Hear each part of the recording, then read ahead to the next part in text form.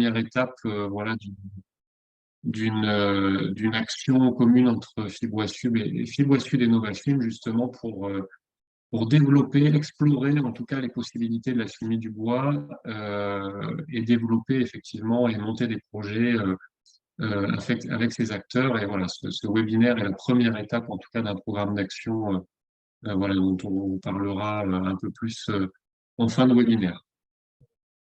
Tout de suite, et puisque effectivement on va prendre à la fois des acteurs de la chimie et du bois, on va vous présenter rapidement nos deux filières respectives.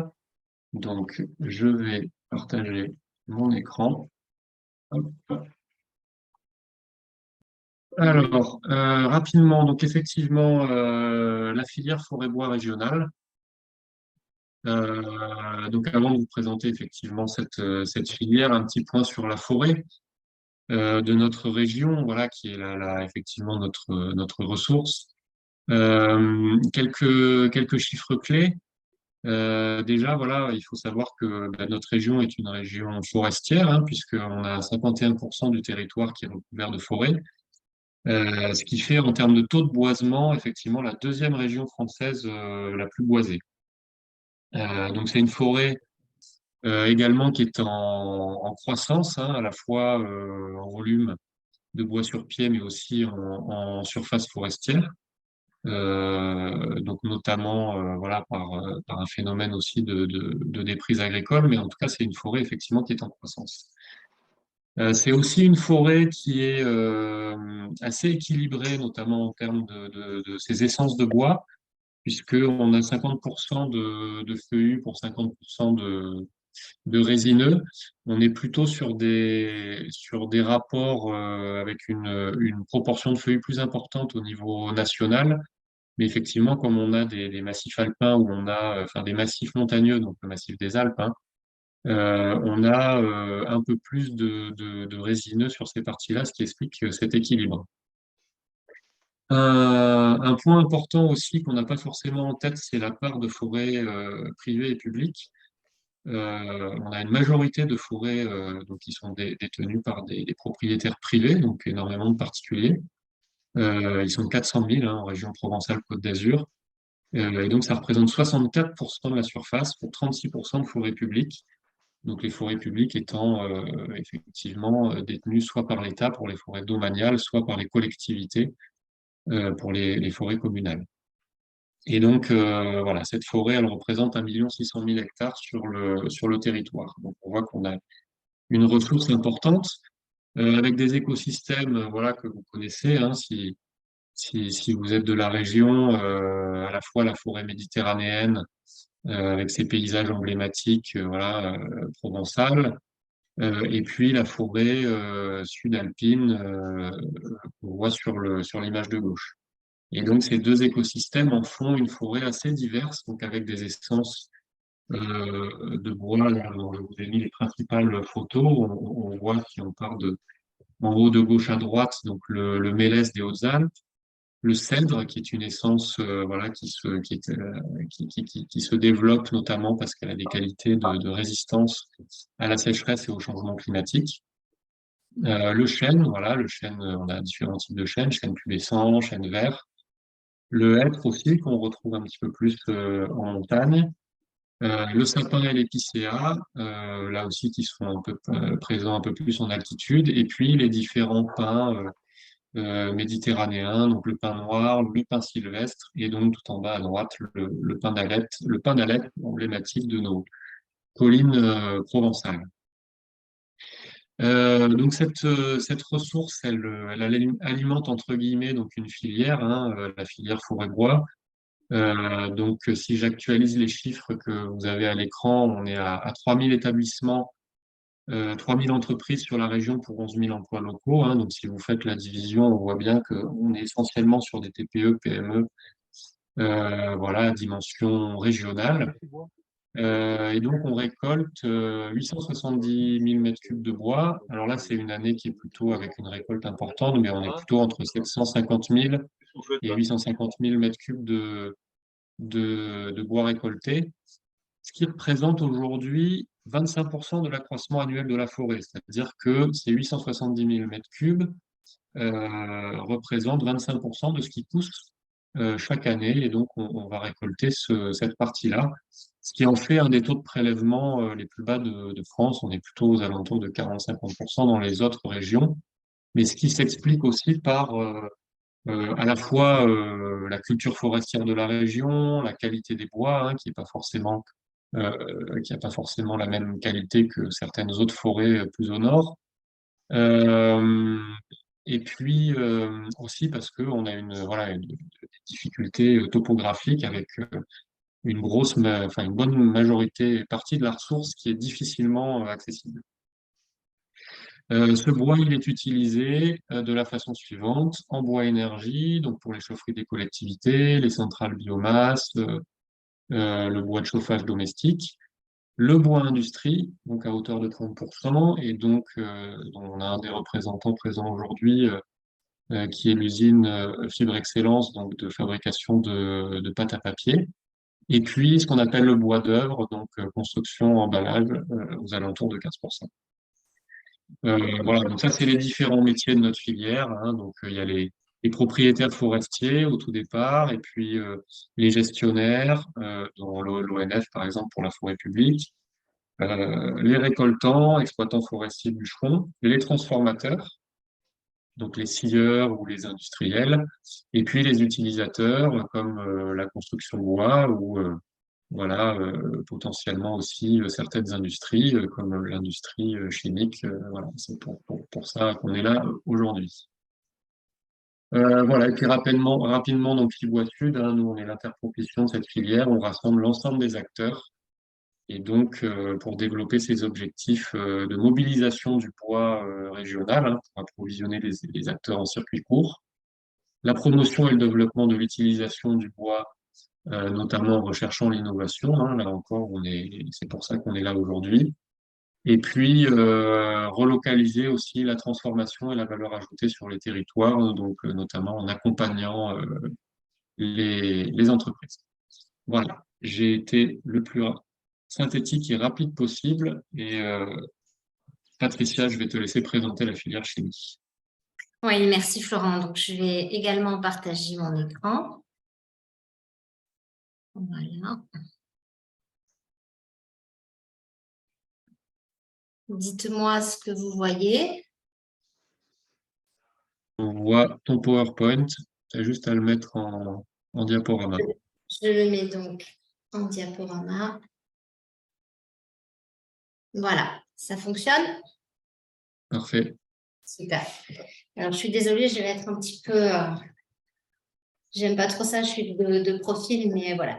Donc, quelques mots sur la filière. Alors, première slide, mais là, c'est une slide, on va dire, qui a pour objectif de montrer en fait toute l'étendue de la filière, hein, puisqu'on va dans ce qu'on appelle la filière chimie de la chimie de base, hein, donc, qui va être donc, la transformation des produits, on va dire, bruts, jusqu'à la chimie de consommation, hein, qui inclut le home care, hein, avec les détergents, la parfumerie, etc.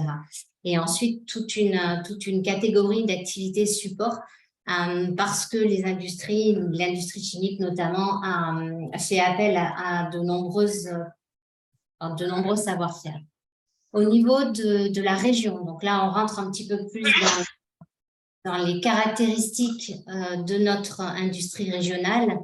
Donc, nous représentons en fait à peu près 20 000 salariés, mais ce qui est aussi important à savoir, c'est que les emplois en chimie sont aussi pourvoyeurs d'emplois induits, hein, donc on multiplie par 6 ce nombre de salariés.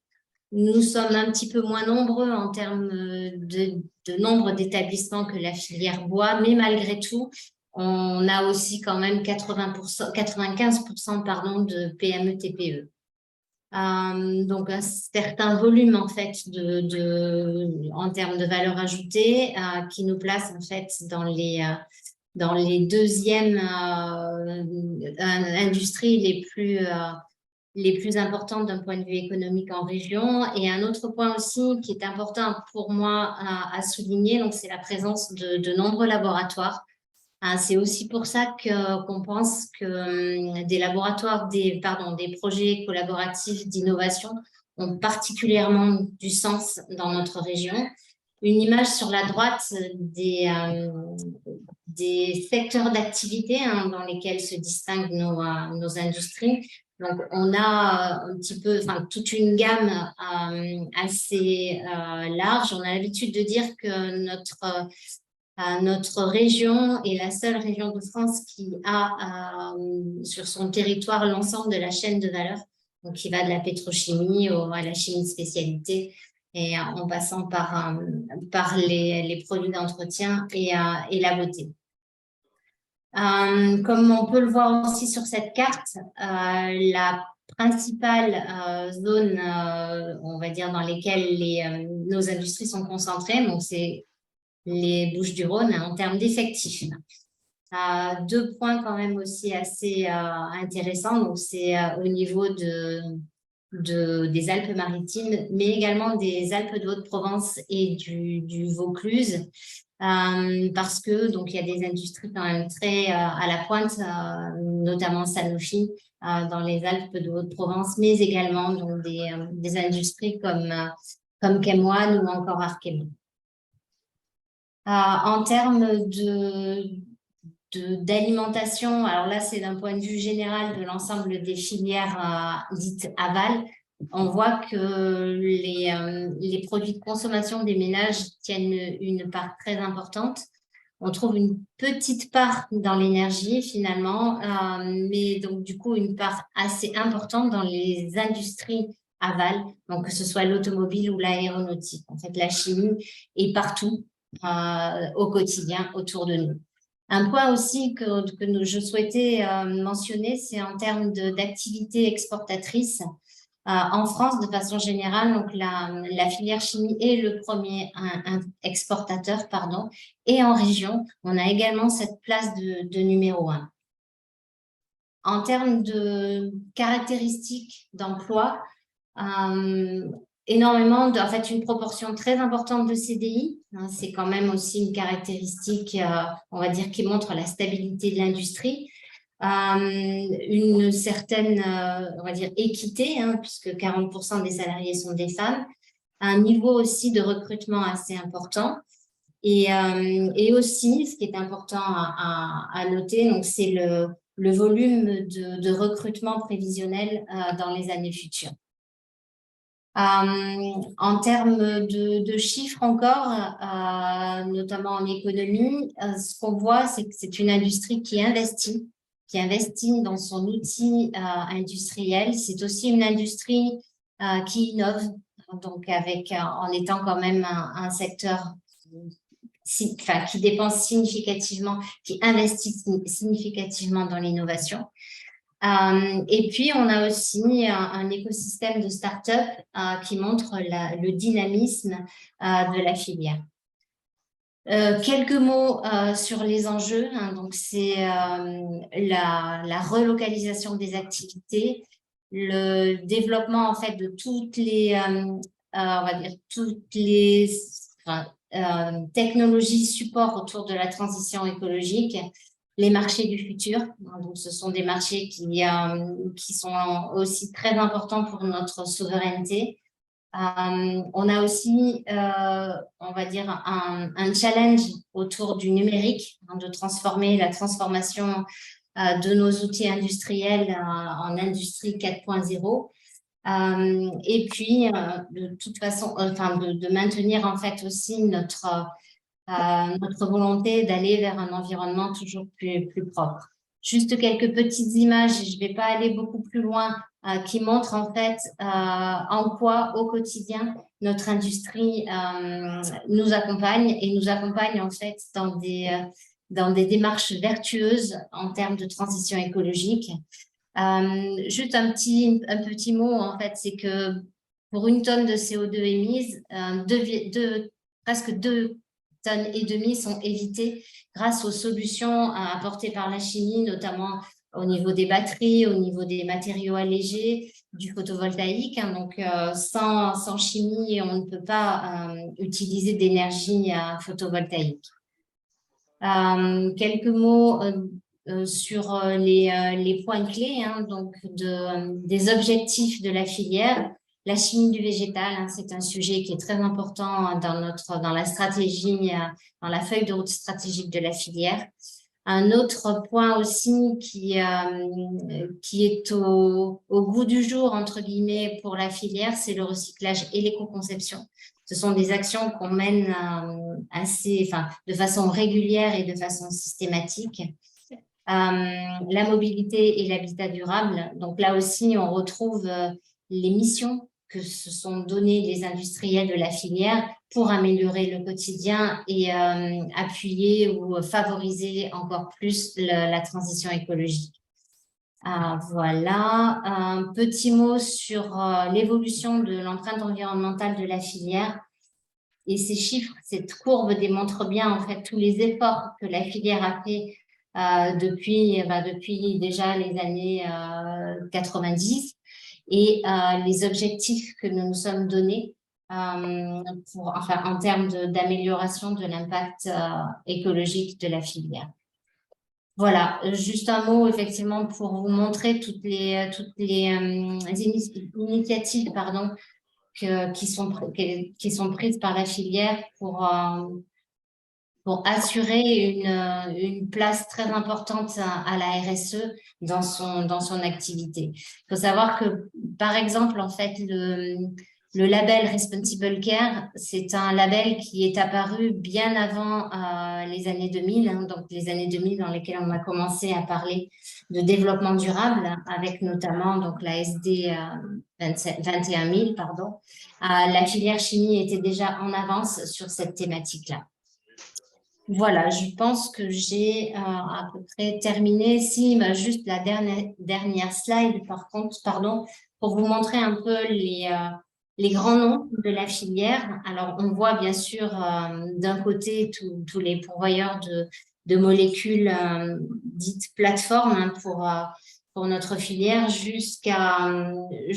aux entreprises qui représentent donc la chimie fine, la pharmacie, la cosmétique et des produits, on va dire, à haute valeur ajoutée comme les encres nano-composées ou encore les formulations innovantes en termes de cosmétiques. Voilà. Je vais donc Florent, je te laisse introduire Du coup, oui, merci Patricia. Oui, on va passer donc à nos intervenants, nos experts intervenants. Et donc, on va démarrer par Michael Lecourt, donc du Centre technique FCBA, hein, qui est le Centre technique bois ameublement de la filière, qui va donc voilà, nous faire un petit topo, effectivement, de l'état des lieux, des possibilités et des perspectives en matière de chimie du bois. Michael, je te laisse la parole. Je vois que tu commences à partager ton écran. C'est parfait. Oui, et j'ai perdu mes contrôles, mais c'est tout bon. Voilà. Merci beaucoup en tout cas pour l'introduction. Donc, on a parlé de bois, on a parlé de chimie. On va faire le lien entre les deux au travers de cette présentation où on va voir les différentes voies d'utilisation de la chimie du bois et faire quelques projections sur les possibilités ou en tout cas ce qui est actuellement investigué au niveau des différents supports issus du bois.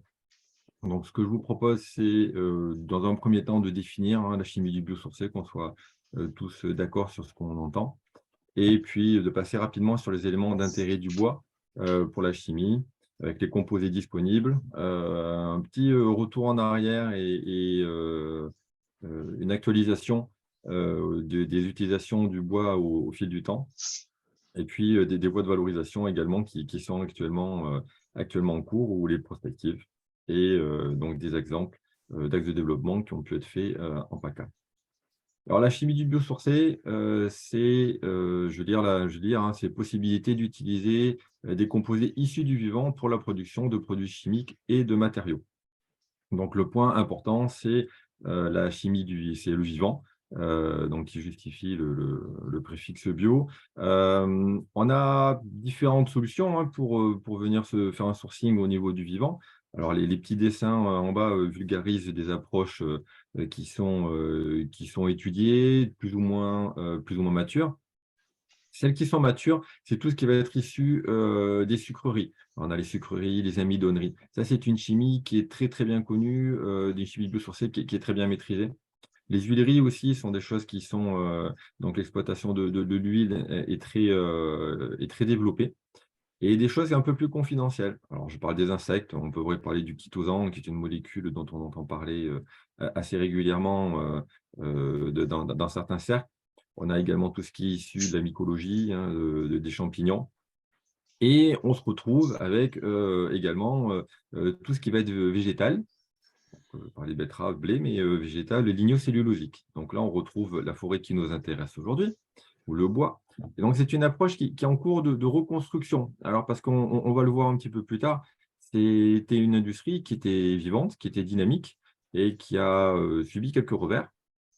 Euh, on a globalement un intérêt de l'ensemble des différents pays, des différentes industries de la chimie, hein, dont parlait Patricia tout à l'heure, avec une volonté voilà, de souveraineté, transition écologique, on en a parlé tout à l'heure. Mais il n'y a pas une démarche qui est globale. Il n'y a pas tous les pays ne sont pas synchrones sur la solution. Et une des raisons, c'est la spécificité qu'il peut y avoir entre les essences et les différences qu'il y a entre le nord et le sud de l'Europe si on se limitait à notre continent. Et on va venir travailler la chimie biosourcée pour des développements pour la chimie fine, hein, l'emballage, l'énergie, la pharmacie, le home care. La liste est assez longue. Les axes de motivation autour de la chimie du biosourcé, c'est de venir remplacer la pétrochimie, hein, essayer de substituer, d'anticiper la raréfaction du pétrole, même si il y a encore des gisements qui sont découverts. Voilà, on sait que ce n'est pas la solution. La souveraineté de production et le côté baisse de l'impact carbone des procédés. Alors, biosourcé ne veut pas dire que l'impact carbone va forcément être réduit. Les études ACV, l'analyse de cycle de vie, montre actuellement que du biosourcé qui est issu de plantes qui nécessitent beaucoup d'intrants, comme des engrais, comme de l'eau, ne sont pas forcément très positives, n'ont pas un impact environnemental qui est bénéfique. Et donc, voilà, on se dit, finalement, le biosourcé, ce n'est pas tout le temps la solution. Dans le cas de l'arbre, dans le cas de la forêt, c'est un petit peu différent parce que il y a les intrants, on est sur du long terme, ce n'est pas une culture annuelle, donc les ratios sont un petit peu différents. Et s'il fallait retenir quelque chose, c'est que voilà, on a 0,5% de carbone qui va être utilisé pour la production de molécules biosourcées par rapport à la totalité du carbone disponible. Alors, la totalité du carbone disponible, ça va venir inclure le pétrole, qui est majoritairement utilisé pour produire de l'énergie, mais dans cette petite partie du pétrole qui n'est pas utilisée pour faire de l'énergie, on se retrouve avec encore une toute petite partie qui va être utilisée, une part qui va être issue du biosourcé. Donc, voilà, ça montre qu'il y a vraiment une part d'évolution et une progression à faire par rapport à ces éléments-là. Et voilà, monter à 1% serait déjà une sacrée victoire. Donc, on a différents enjeux qui vont venir motiver la chimie du biosourcé. Je vais passer à la suivante. Alors, un enjeu qui va être économique. Voilà. Changer du pétro vers le bio sourcé, ça veut dire qu'il faut modifier dans certains cas l'industrialisation, il faut modifier les outils, en tout cas pas les modifier forcément, mais les adapter. Il faut aussi accepter qu'il peut y avoir des rendements qui sont un petit peu différents, mais parfois on a de bonnes surprises et ça peut être positif. La motivation aussi autour du bois en chimie, c'est qu'on a sur des prix relativement stables. Alors, vous allez me dire, ça a augmenté, ça redescend actuellement, il y a une pression assez forte. Mais si on compare aux évolutions qu'il peut y avoir sur les aspects pétroliers qui sont gérés au niveau mondial avec les pays de l'OPEP, qui est également sujet à des évolutions selon la géopolitique, on est sur des prix qui sont quand même relativement stables et gérés localement. On a également des motivations qui sont techniques. On est sur des molécules qui sont assez proches de la chimie du pétrole. Le pétrole, c'est issu d'une dégradation de biomasse. On retrouve la même chose, une architecture un petit peu différente, sinon ça serait bien plus simple, mais on est sur des choses qui sont quand même approchantes. Mais bon, l'adaptation des procédés est possible. L'enjeu, c'est de garder un intérêt d'un point de vue carbone, d'un point de vue financier. Et voilà, et on est sur des compositions chimiques majoritairement carbonées, j'y reviendrai après. Et on est sur un approvisionnement alors qui va être abondant, hein. Alors, il y a des enjeux par rapport à la récolte en montagne, Florent en parlait. Il va y avoir un enjeu par rapport aux besoins et aux compétitions qu'il peut y avoir, mais les compétitions d'usage qui peuvent exister. Mais on est sur un approvisionnement qui est quand même abondant. Le bois, c'est une matière renouvelable, de façon générique comme tout le bio, et on est sur une filière qui est mature avec voilà, des capacités de récolte et des capacités de collecte qui sont importantes. Et donc, l'enjeu, c'est d'avoir un bois chimie qui vienne prendre la relève de cette oléochimie qui s'est imposée. Alors, je vous le disais, hein, un petit peu, alors, c'est un petit peu de chimique, hein, parce c'est dans le titre, hein. Si vous regardez à gauche, hein, au niveau atomique, vous vous souvenez des différents composés, hein, des carbones, oxygène, hydrogène. On voit que le bois, c'est quelque chose qui est majoritairement carboné, tout comme le pétrole. Et ensuite, on va retrouver l'oxygène, l'hydrogène et quelques éléments minéraux qui, eux, sont nécessaires à l'arbre pour permettre sa croissance. Et si on regarde dans la colonne de droite, cette organisation du carbone, d'oxygène, d'hydrogène va se faire différemment et on va avoir différents constituants au niveau de l'arbre. On va retrouver la cellulose, qu'on connaît communément c'est le mot le plus connu hein, quand on parle de chimie du bois, mais on a également de la lignine qui va compter pour 1/3 à peu près en proportion en masse, par rapport à du bois sec, des hémicelluloses, ça va être 1/4, et ensuite d'autres composés qui vont être des polysaccharides, des pentosans, différents types d'éléments qui n'auront pas un rôle structurel à l'opposé de ce que vont être la cellulose, la lignine et l'hémicellulose, qui vont être les piliers, l'architecture du bois et qui vont permettre d'avoir finalement des éléments qui tiennent et qui ont des performances mécaniques qu'on connaît. Donc, on va avoir des proportions entre ces différents éléments qui vont varier selon différents facteurs. Alors, selon les essences, voilà, le ratio de cellulose va varier d'un résineux à un feuillu, et à l'intérieur des résineux, on va également avoir, ou à l'intérieur des feuillus, on va avoir également des variations.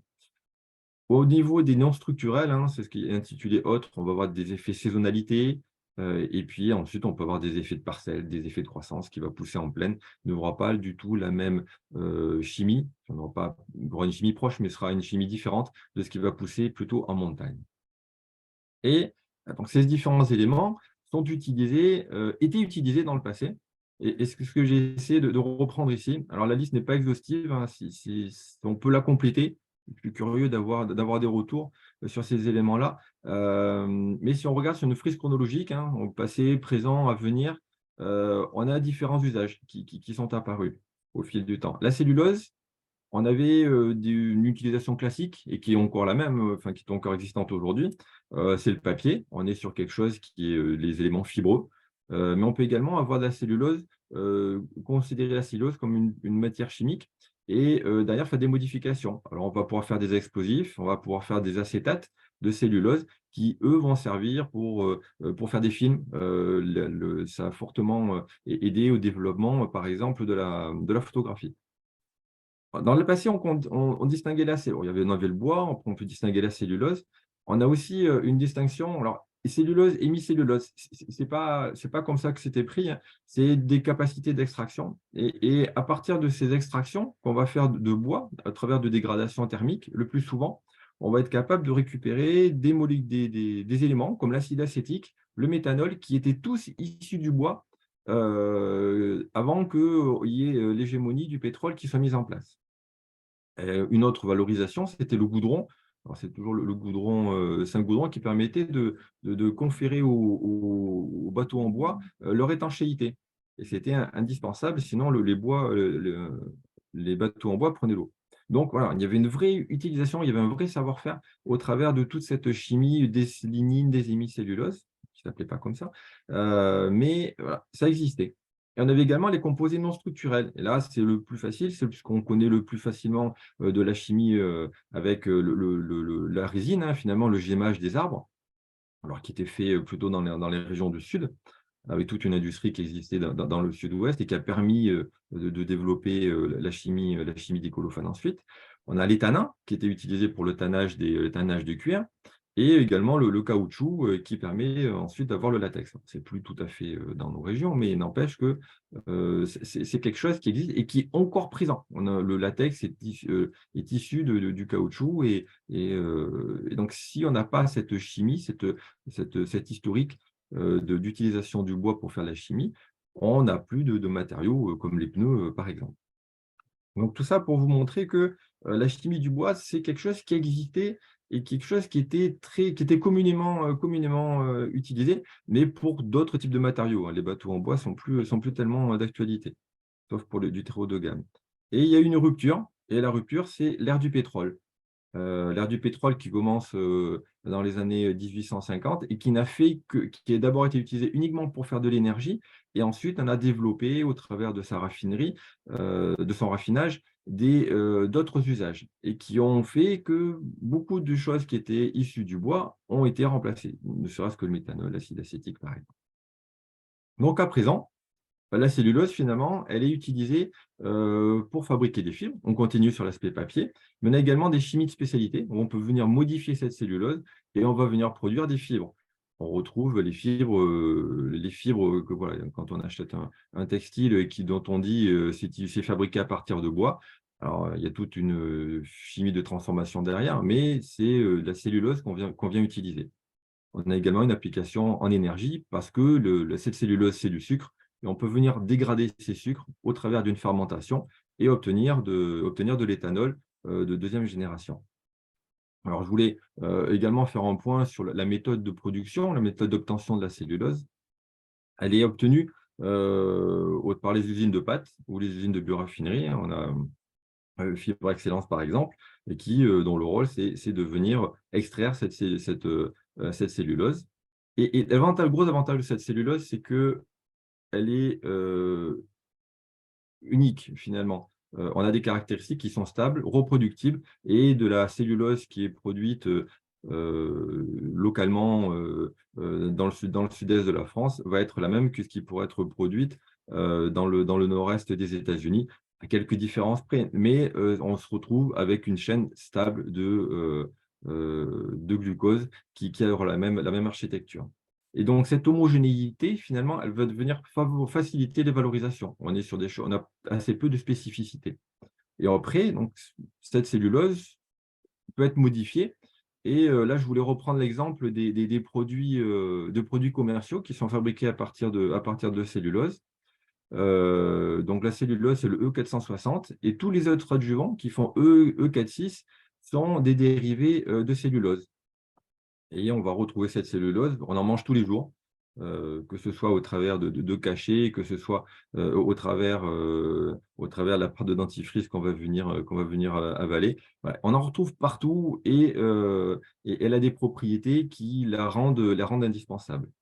Et l'autre point, c'est que la cellulose, on ne sait pas la produire autrement qu'en utilisant le vivant. Donc la cellulose, c'est l'exemple phare de la chimie biosourcée. On est sur des domaines d'application très étendus, santé, chimie, matériaux.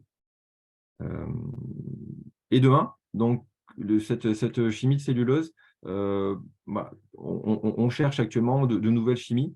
Alors, de verdir la chimie qui est actuellement utilisée, je parlais tout à l'heure des textiles, c'est des chimies qui ne sont pas forcément très propres. Donc, c'est venir modifier cette chimie pour limiter son impact environnemental, et également adapter et proposer de nouvelles fonctionnalités, de nouveaux produits réalisés à partir de cette cellulose.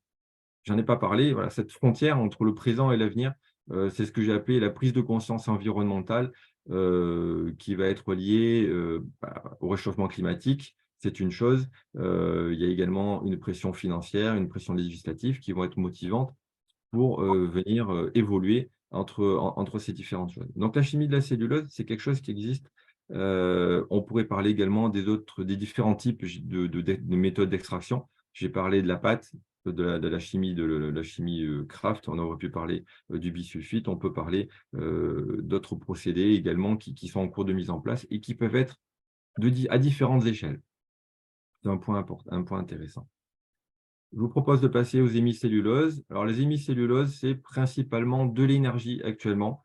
Ça peut également être des compléments alimentaires. Alors, pas forcément pour l'humain, mais ça peut. Et on a également des usages qui peuvent être utilisés pour la cosmétique. Je crois que c'est Yves Rocher ou c'est L'Oréal qui ont des produits qui sont basés à partir de ces hémicelluloses.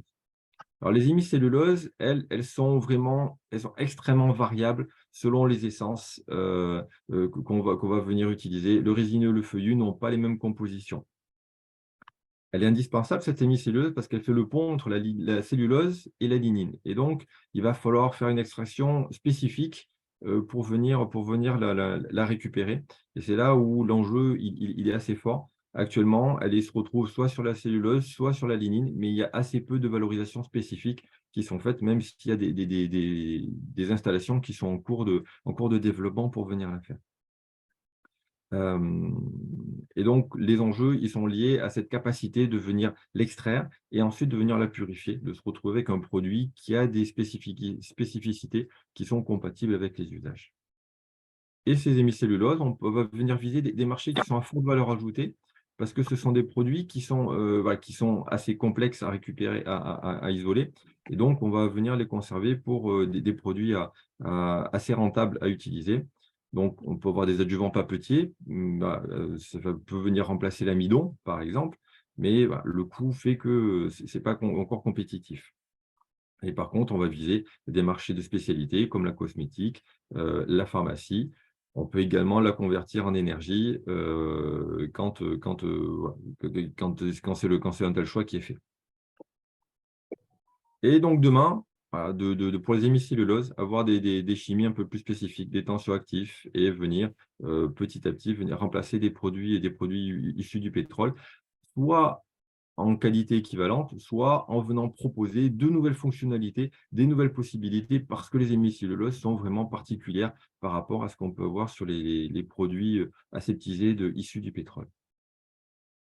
La lignine, alors c'est un produit qui est très à la mode, on en parle beaucoup. C'est actuellement utilisé pour l'énergie.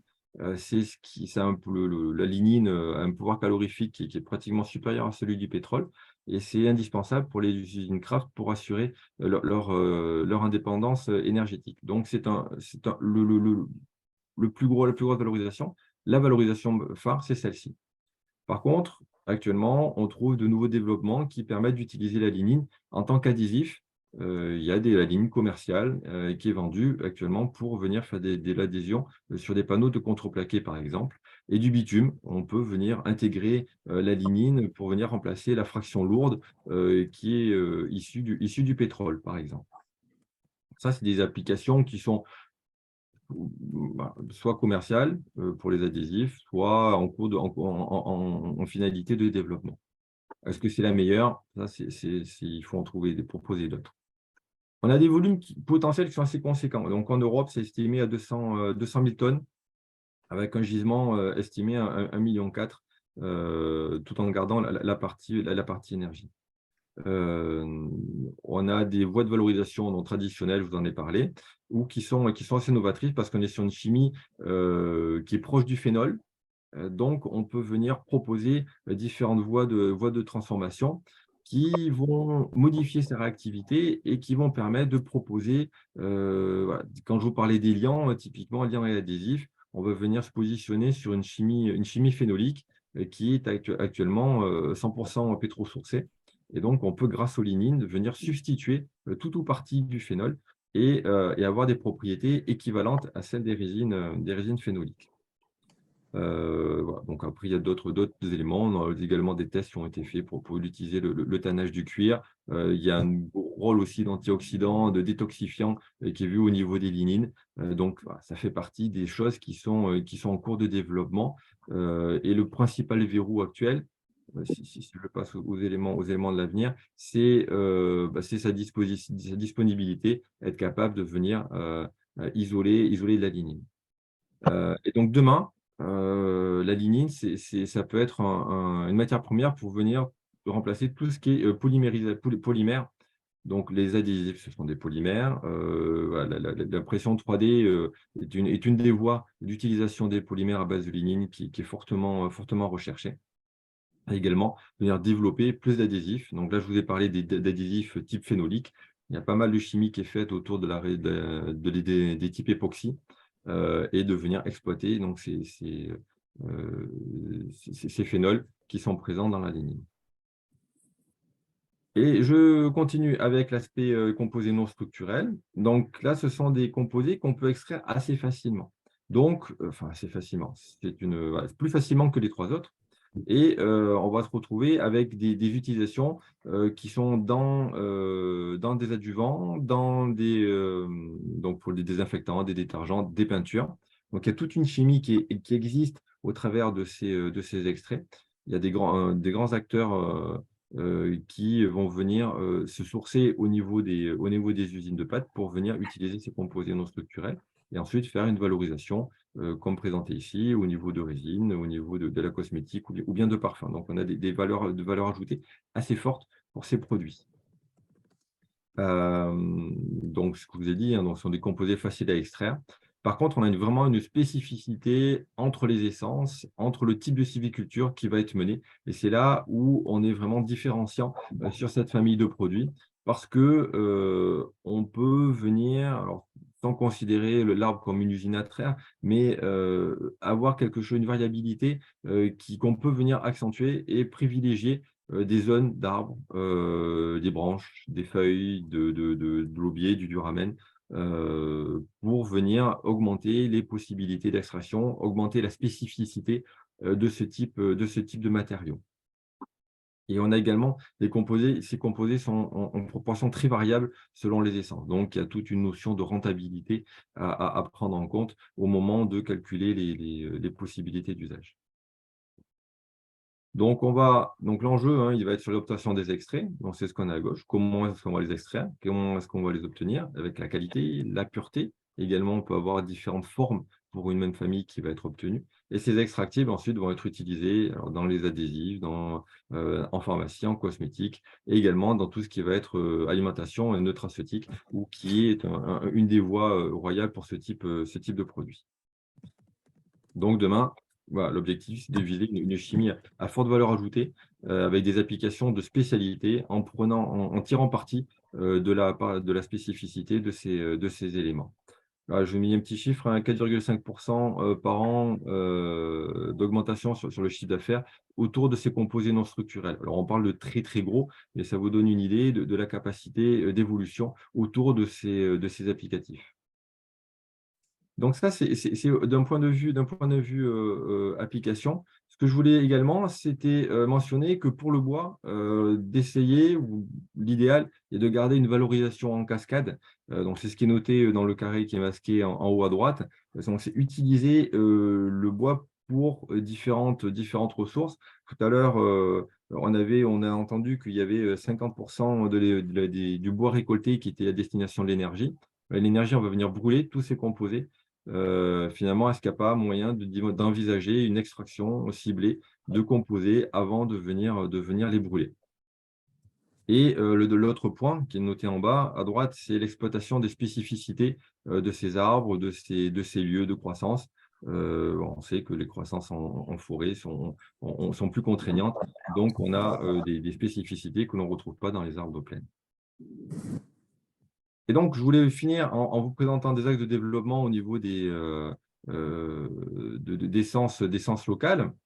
Alors, on a eu la chance de pouvoir utiliser du pin sylvestre et du pin noir et du cèdre. Donc, sur le pin sylvestre, je précise juste, c'est un pin issu du 04, hein, c'est vraiment local. Les pins sylvestres, il y en a partout en Europe, il y a plein d'essences différentes. Là, l'idée, c'était vraiment de venir considérer un pin sylvestre qui était local. On a comparé à du pin noir au travers d'un craquage, d'une étude qui nous a permis de venir évaluer les compositions des arbres, hein, distinguant entre le bois, le bois et l'écorce.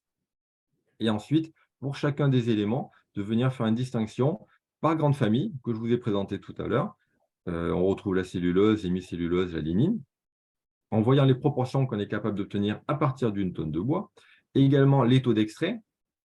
Et dans ces extraits, on va distinguer ce qu'on va pouvoir obtenir facilement avec de l'eau ou bien ce qu'il va falloir, ce qui va être possible d'obtenir au travers d'utilisation de solvants organiques. Mais l'idée, c'était d'aller assez loin, le plus loin possible à cette époque par rapport aux motivations et être capable de dire voilà ce que me permettrait d'obtenir une tonne de pain noir, une tonne de pain sylvestre. Si je fais une comparaison très, très rapide, pour vous illustrer l'aspect, la différence qu'il peut y avoir entre les essences, voilà, on peut regarder au niveau des taux d'extrait sur le bois. Dans le cas du pain noir, on obtiendrait, 27 kilogrammes d'extrait à l'eau, là où, sur le pain sylvestre, on obtiendrait uniquement 17 kilogrammes. Et on peut faire également la même chose sur les autres éléments. Donc voilà, ça vous montre bien que si on se focalise sur les extraits, les composés non structurels, on aura plus intérêt d'aller vers le pain noir plutôt que le pain sylvestre, si on veut mettre l'accent sur les quantités, sur le rendement. Mais au niveau de la qualité, il faut creuser un peu plus. Et c'est également à mettre en lien avec l'aspect, la méthode d'extraction qui est utilisée. On a regardé sur le cèdre, donc là, c'est des investigations autour du cèdre, issues de région PACA. On a échantillonné plusieurs parcelles. On regarde actuellement la capacité d'extraction par vapodistillation, donc c'est un craquage à la vapeur qui est proche de ce qui se fait sur les plantes aromatiques, et regarder les rendements qu'on va avoir et la qualité selon les origines géographiques, selon les parties de l'arbre qui vont être investiguées. Et voilà, sans dévoiler les résultats, je peux vous dire, il y a un facteur 9 qui va être obtenu en termes de quantité selon le type d'approvisionnement qu'on va gérer. Donc, ça vous illustre à nouveau l'effet variabilité qu'il peut y avoir à l'intérieur d'une même essence. Et donc, voilà, c'est la conclusion de cette partie-là, hein. On a une hétérogénéité qui est à prendre en compte dans la phase d'extraction, et ces méthodes d'extraction sont adaptées aux molécules, au niveau de pureté qu'on va vouloir viser pour la molécule, et également la notion de rentabilité. Je n'ai pas le temps de parler des méthodes d'extraction, mais il est important de savoir qu'il y a différentes solutions qui existent, des solutions qui vont nécessiter de très, très grandes quantités. Voilà, on va parler de plusieurs milliers de tonnes au mois, là où on peut avoir d'autres solutions qui sont plus spécifiques et rentables dans le cas d'utilisation de niche, et avoir des petits pilotes pas des petits pilotes, mais des petites installations de production qui pourraient être utilisables et spécifiques d'essence ou d'objectifs ou de produits. Donc en conclusion, hein, la question c'était: est-ce que la chimie du bois a un avenir? Alors, plutôt oui. Alors, c'est comme si vous demandez à quelqu'un qui sort du désert s'il a soif, mais n'empêche, je pense que c'est quelque chose c'est une solution d'approvisionnement claire pour certaines molécules renouvelables, pas pour toutes, en termes de compétitivité, mais voilà, c'est quelque chose euh, qui est important à avoir en tête. On peut venir substituer du pétro par du bio. Comme le pétro a remplacé la chimie du bois, je pense qu'à présent, il faut revenir à cette approche de dire l'actualiser, la moderniser à travers des nouveaux outils, au travers de nos nouvelles contraintes. Ces molécules biosourcées peuvent être intégrées dans les processus existants, en nécessitant certaines modifications ponctuellement, mais éventuellement, mais ce sont des choses on est sur des chimies qui sont proches. C'est ce que je voulais illustrer par l'aspect lignine. Et on est également en compatibilité avec les motivations législatives. Alors, on a une forte incitation à venir voilà, baisser l'impact environnemental, préserver les ressources locales. Donc, c'est tout à fait en phase. La chimie du bois est tout à fait en phase avec ça, et même plus que ne peut l'être la chimie issue de plantes annuelles. Et la région PACA, c'est un territoire à haut intérêt dans la mesure où on a des essences qui sont variées. On a vu tout à l'heure, hein, j'ai noté cèdre, mélèze, différents pins, différents feuillus, et qui sont spécifiques. Le pin d'Alep, on n'en trouvera pas dans les quantités équivalentes dans d'autres régions de France. Les saisons de croissance allongées, c'est intéressant également sur la partie extractible. Ça veut dire que par rapport à des bois plus du nord de la France ou encore plus loin du nord du Nord-Europe, les saisons de croissance sont allongées, donc on peut avoir une capacité à obtenir de la matière un peu plus importante. Et donc là, je fais le lien avec l'aspect chimie. On a des filières de valorisation qui sont variées et locales. Donc, un gisement d'usage qui est important et qui va venir contribuer à cet aspect baisse de l'impact environnemental en faisant un approvisionnement, un sourcing local au lieu de faire traverser la France ou au pire, ou encore pire, à des matières qui peuvent être exploitées sur place. Voilà, j'espère que je n'ai pas été trop long et ça termine la présentation. Oui, merci Michael. C'était très clair. On a d'ailleurs assez peu de questions. Une petite remarque de Monsieur Linas, effectivement, sur la cellulose, les celluloses et hémicellulose et toute la chimie des sucres, notamment sur les acides lactiques, les vuliniques, avec toute une chimie de spécialité aval. Je vous propose de passer rapidement à la prochaine présentation, puisque notre intervenant a une petite contrainte, et on prendra potentiellement des questions tout à l'heure. Oui. Donc notre autre Michael, Michael Calais, donc de Ernst Young, qui a mené une étude. Donc on a été accompagné par la région Sud pour définir justement les potentiels, plus précisément les potentiels de la chimie du bois en région Sud. Et Michael, je vais te laisser la parole pour ta présentation. Tout à fait. Merci beaucoup, Florent. Merci à tous et bonjour. Effectivement, ma contrainte, c'est que je suis actuellement au salon Vivatech. Et d'ailleurs, c'est un sujet d'actualité à Vivatech, les biotechnologies et la façon dont on peut essayer de verdir la chimie. Notre étude, elle était assez courte et dans un format très resserré. Elle a consisté essentiellement à faire une cartographie de l'écosystème régional pouvant accueillir des activités de chimie du bois en région sud. D'abord en faisant une analyse documentaire, une revue de littérature et une cartographie à froid de cet écosystème, puis en consolidant ça avec des entretiens qualitatifs avec les acteurs de cet écosystème. Et puis ensuite en réalisant une synthèse, un diagnostic stratégique et une évaluation des opportunités de développement.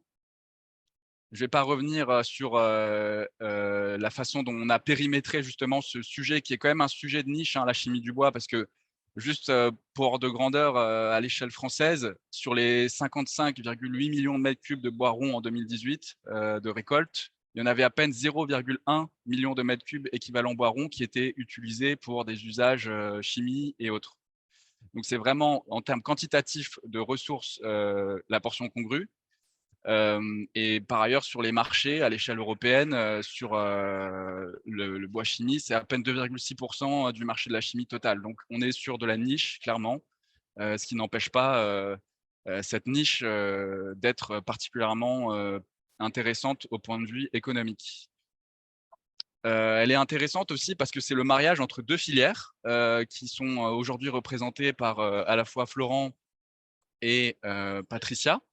La filière du bois et la filière de la chimie, qui donc ont vocation à travailler ensemble pour partager des ressources et des débouchés potentiels. Parce que quand on met en place des chaînes de valeur comme ça, c'est de l'amont à l'aval qu'il faut penser au débouché final.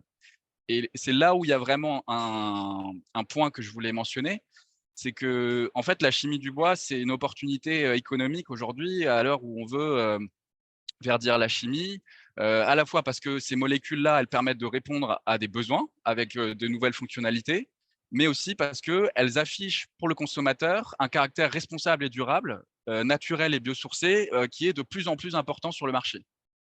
Par ailleurs, elles permettent de substituer, comme l'a très bien dit mon homonyme, une alternative bas carbone, locale et renouvelable aux intrants fossiles de la pétrochimie. Et puis, elles s'inscrivent dans une logique d'économie circulaire. Donc, elles ont vraiment le vent en poupe aujourd'hui, ces applications de la chimie du bois. Et aujourd'hui, en PACA, il y a une opportunité, c'est le résultat de notre étude. En un mot, tous les ingrédients sont réunis pour que des projets de chimie du bois puissent réussir en PACA à moyen terme, en sachant qu'à l'échelle nationale, c'est vraiment un secteur qui est soutenu notamment par l'appel à projet de l'ADEME qui vous sera présenté tout à l'heure. Pourquoi les ingrédients sont réunis? Eh bien, pour 5 principales raisons. D'abord parce qu'il y a des fournisseurs et une ressource disponible. Je ne reviens pas sur ce qu'a dit Florent en introduction. Ensuite, parce qu'il y a des chaînes de valeur locales qui sont mobilisables. Et ça, notre étude a permis de le confirmer à travers les entretiens qualitatifs qu'on a conduits avec ces acteurs. Par ailleurs, on peut dire qu'il y a une sorte de carence sur le segment de valeur en région sud. Du coup, la concurrence est relativement faible pour de nouveaux entrants. Ensuite, que le marché est mature. Donc, il y a déjà de très nombreuses applications de chimie du bois sur le marché à l'échelle internationale, nationale et aussi locale. Et que les besoins que nous ont exprimés les industriels des secteurs applicatifs sont aujourd'hui non pourvus. Et enfin, un peu comme un substrat d'ensemble, un terreau d'ensemble à ces projets-là, l'écosystème est clairement favorable, aussi bien sur le plan économique avec l'alliance Novachim et Fibois, que institutionnel au travers des politiques régionales qui cherchent à soutenir un certain nombre de filières d'avenir, comme la naturalité ou encore les biotechnologies. Donc voilà le propos que je voulais faire ressortir de l'étude qu'on a réalisée. Et c'était une étude qui était cofinancée par la région Sud. Si on rentre maintenant dans le détail de chacun de ces paramètres, d'abord sur la partie ressources et fournisseurs disponibles. Ça a été dit déjà, la ressource, elle est là. Et elle a la particularité en plus d'être particulièrement dense en résineux. Et les résineux, c'est ceux qui ont souvent les applications de chimie du bois les plus intéressantes. Les études qui ont été faites montrent qu'en plus, la disponibilité est sécurisée sur le temps long. Donc, il y a une ressource disponible en région sud qui peut être utilisée, par exemple, au niveau des écorces, des épines ou des nœuds de résineux qui sont très riches en composés d'intérêt. La ressource, elle est là aussi parce que les fournisseurs cherchent à diversifier leurs débouchés. Les acteurs amont de la forêt bois, notamment ceux qu'on a consultés comme Provence Sillage, la scierie du Val de Durance ou la forestière de Provence, parce qu'ils ont besoin d'optimiser en fait leur modèle économique. C'est pas toujours rentable pour eux de refiler des grumes non épluchées, dont on n'a pas retiré les écorces, à un prix qui n'est pas super compétitif, alors qu'ils pourraient en retirer plus cher s'ils séparaient à la fois les troncs des écorces. Et du coup, ils ont cette logique-là et ils ont aussi cet idéal de, je dirais, sobriété écologique, de ne pas gaspiller de ressources. On sait que les scieries, elles produisent de nombreux coproduits, de nombreux déchets. Et la chimie du bois, c'est une façon de venir chercher cette matière-là naturelle qui a quand même été extraite de son milieu naturel. Et donc, il y a eu un impact environnemental pour éviter qu'on ait à en consommer davantage sur le milieu et qu'on en fasse quelque chose d'utile pour les usages du quotidien. Les chaînes de valeur locales, elles sont mobilisables parce que en fait, il y a des acteurs qui sont présents à tous les niveaux de cette chaîne de valeur spécifique qu'est la chimie du bois, aussi bien donc ce qu'on vient d'aborder à travers les acteurs amont de la forêt bois, qu'au niveau des transformateurs. Mais là, c'est un peu là où il y a une spécificité en région sud par rapport à d'autres régions qui se sont engagées dans la chimie du bois, c'est que Fibre Excellence est présent, c'est un acteur historique de la fabrication de pâte à papier et de craft. Bioland aussi, mais une petite unité. Et surtout, il y a un tissu d'industriels chimiques qu'a évoqué Patricia en introduction, qui est demandeur de molécules biosourcées, compétitives, répondant à certains de leurs besoins. Par ailleurs, il y a tout le tissu que je qualifierais d'écosystémique, d'acteurs institutionnels et de R&D qui permet d'accompagner des projets et de les faire réussir. Et pourquoi est-ce que sur ce territoire-là en particulier, il y a, on pense, une opportunité? C'est qu'en fait, aujourd'hui, il y a un niveau de concurrence relativement faible en région sud par rapport à ce qu'il peut y avoir dans d'autres régions. Si on se penche de façon précise sur le segment d'activité de l'extraction, production de molécules ici issues du bois, en fait, on voit que les unités industrielles, elles sont relativement peu implantées en région sud. On les trouve davantage dans région Hauts-de-France, Grand Est, Auvergne-Rhône-Alpes, Occitanie et Nouvelle-Aquitaine, pour des raisons historiques, par exemple à travers la forêt des Landes, qui a toute une histoire d'exploitation de ces résineux. Et par conséquent, à l'échelle régionale et locale, il y a une forme de manque de production. Et c'est important parce que ces productions-là, elles ont des enjeux logistiques à surmonter aussi. Et plus on les rapproche de leur lieu d'utilisation ou de seconde transformation auprès des formulateurs, plus elles vont avoir un caractère compétitif sur le marché. Alors certes, en région sud, on a par exemple Bioland, mais Bioland n'a qu'une unité de production de 10 ETP, sans activité de R&D, sans siège décisionnel. Ensuite, on a une forme de regroupement d'entreprises dans les domaines de la parfumerie et des arômes, comme Naturex à Avignon, Robertet à Grasse et Gazinière également. Et surtout, Fibre Excellence, qui dispose d'un outil industriel à Tarascon, qui est susceptible d'accueillir des applications industrielles, des projets de R&D en chimie du bois, qui le fait déjà d'ailleurs pour optimiser son modèle industriel et économique. Et par conséquent, il y a de la place en fait. C'est pas comme si vous arriviez dans les Landes avec un DRT et un Bioland qui sont très implantés et qui veut du coup préempter tous les débouchés potentiels. Ces débouchés potentiels, ils sont attestés. Le marché est mature. Michael a montré tout à l'heure tous les usages qui sont déjà largement répandus à la fois dans notre système technique et dans notre économie de tous les jours. Nous, on s'était penché plus particulièrement sur 2 cas d'usage parce qu'on pensait qu'ils étaient intéressants pour la région sud. C'était par exemple la fabrication de compléments alimentaires à vocation nutraceutique à partir d'extraits d'écorce de pin. Il y a le pycnogénol, par exemple, qui a un rayonnement assez impressionnant sur ce domaine-là. On a aussi étudié la façon dont les aiguilles de pin maritime, pouvaient être utilisées pour produire des parfums, y compris des grands donneurs d'ordre comme Dior et Chanel. Voilà, donc ces débouchés, ils existent déjà sur le marché et donc il y a un marché adressable. Et par ailleurs, au niveau local, comme au niveau global, parce qu'on a interrogé quand même des grands groupes comme BASF et Solvay pendant notre étude, il y a une demande qui s'exprime, un besoin pour des intrants biosourcés, des molécules biosourcées qui répondent à certaines fonctionnalités et qui aujourd'hui ne sont pas pourvues. Donc, je ne vais pas vous énumérer la liste de tous ces intrants dont on nous a dit que si on pouvait leur fournir dans des conditions économiquement avantageuses, eh ben, on les achèterait. Mais par exemple, on peut indiquer les solvants biosourcés, des biocides biosourcés intégrables dans des peintures pour un fabricant de peinture industrielle, des solvants biosourcés, des biopolymères utilisables pour les produits détergents, pour un fabricant de produits d'hygiène et d'entretien, ou encore des extractibles pour la parfumerie et la cosmétique pour un fabricant d'arômes et de fragrances. On a aussi un grand groupe qui cherche actuellement une façon de remplacer ces pesticides qui sont nuisibles pour l'environnement par des intrants biosourcés qui, eux, auront un impact environnemental plus faible et qui sait peut-être que les molécules issues de la chimie du bois peuvent apporter des réponses à ces problématiques technologiques. Par ailleurs, ce qui est très important à signaler, c'est que ces industriels locaux qu'on a consultés, ils nous ont dit, pour certains, avoir des difficultés à s'approvisionner auprès des grands groupes. À la fois les DRT et les Bioland à l'échelle nationale, mais aussi à l'échelle internationale, Tembec, Rayonnier et Beauregard. Et ça, c'est important parce que s'il y a une offre locale qui est plus en proximité, plus souple, par exemple, qui accepte de produire et de vendre des volumes d'échelle plus réduite, eh ben, les industriels locaux s'y retrouveront. Donc, si on cherche à développer un peu cet écosystème en circuit court, on a donc une demande qui est existante. Dernier point que je tenais à faire ressortir des conclusions de notre étude, c'est qu'il y a un écosystème économique et institutionnel très favorable en région sud pour la chimie du bois.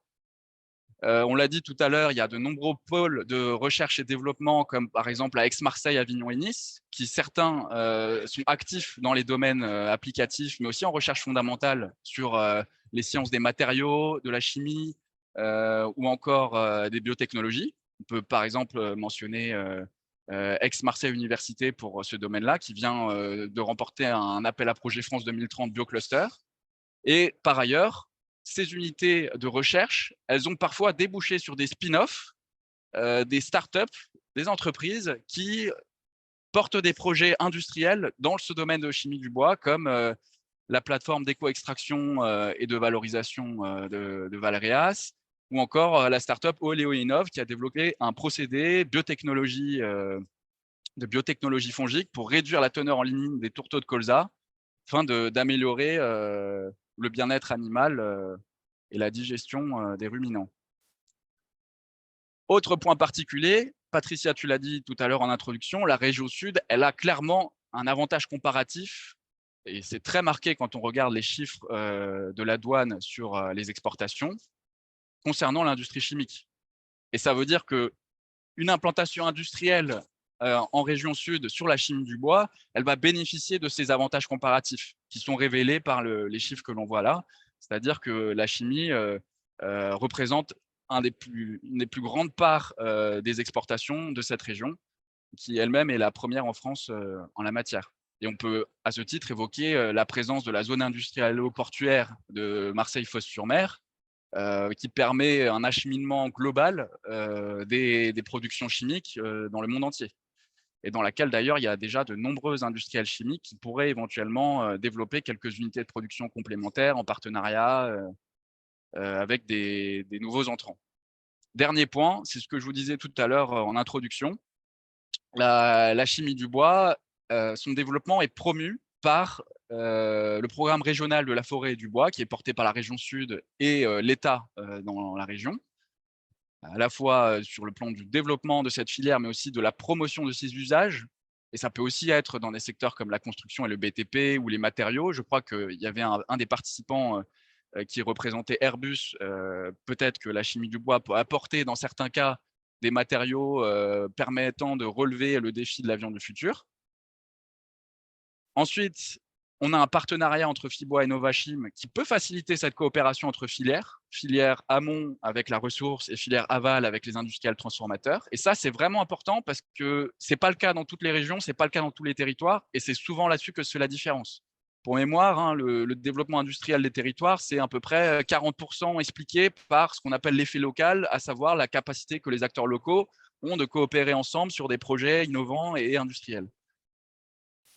Et enfin, ces projets de chimie du bois, ils peuvent être soutenus par la région au titre des opérations d'intérêt régional, qui est le grand programme stratégique de la région Sud en matière de développement économique, notamment au titre des opérations d'intérêt régional, naturalité et thérapie innovante. Donc là, vous avez pour la première à gauche les domaines applicatifs que cela recouvre, cosmétiques, nutraceutiques, alimentation de qualité, ingrédients naturels, biosolutions. Et l'OIR thérapie innovante qui intègre un volet biothérapie et bioproduction, immunologie, oncologie, biotechnologie. Et on sait que parfois, la chimie du bois, elle peut aussi apporter des réponses aux problématiques de santé humaine et animale. Et donc, il faut vraiment ne pas négliger ce débouché potentiel. Dans les deux cas, il y a des pôles de compétitivité qui sont en place et qui fonctionnent très bien, comme Innovalliance et Eurobiomed. Et voilà, pour résumer, vous avez toutes les conditions qui vous permettent de développer un projet réussi en chimie du bois en PACA. Le terreau est fertile, pour prendre une métaphore qui, je pense, est plutôt de circonstance.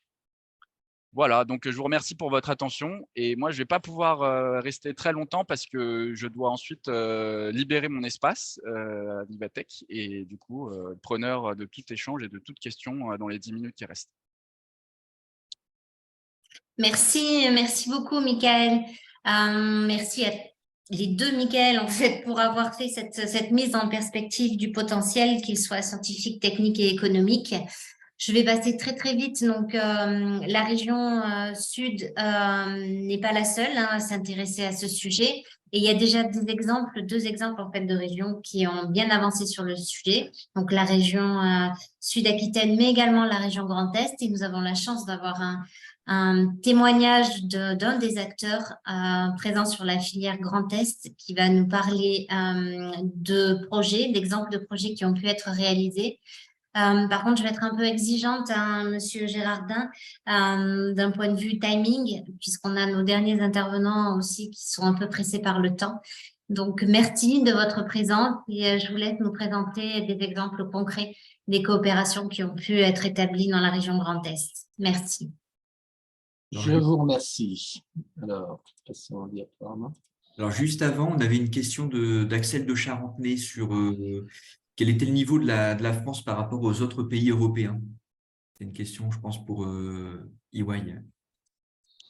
Les pays européens, ils ne sont pas tous au même niveau d'avancement, mais en tout cas, les pays scandinaves, ils sont en avance sur la France sur la filière. On peut notamment citer Beauregard, qui est un des leaders du secteur à l'échelle mondiale. Et par ailleurs, à une échelle plus internationale, les acteurs canadiens et américains sont aussi très présents, comme Tembec, Rayonier, Advanced Material. Et c'est vrai que du coup, ça, c'est ce que je n'ai pas dit tout à l'heure en finissant, parce que j'avais un temps très contraint. Il y a quand même des défis importants à relever pour réussir ces projets, notamment en termes de modèles technico-économiques, de compétitivité à la fois à l'international face aux acteurs que je viens d'indiquer, mais aussi de compétitivité sectorielle par rapport à la chimie biosourcée. Et un enjeu aussi sur la concurrence des ressources, parce que la chimie du bois, ce n'est pas le seul secteur qui peut avoir à consommer de la ressource en bois. Et du coup, tout le défi, je pense, des projets à venir en chimie du bois en PACA, ça va être de relever ce challenge du modèle technico-économique et logistique, j'ajouterais ça, permettant de servir des marchés dans des conditions économiquement compétitives, avec des intrants qui eux-mêmes sont négociés sur les prix auprès des exploitants forestiers. Et ça, c'est vraiment un gros challenge. Merci. Voilà, j'y vais. Oui, Monsieur Girardin, on vous laisse la parole. OK, donc, bien, merci déjà pour l'invitation et puis très intéressé par les présentations précédentes qui reprennent en grande partie beaucoup de choses qu'on développe, on essaie de développer déjà depuis quelques années en région Grand Est, dans le cadre d'un pôle autour de la chimie du bois, de la forêt, autour de l'INRAE et de l'Université de Lorraine.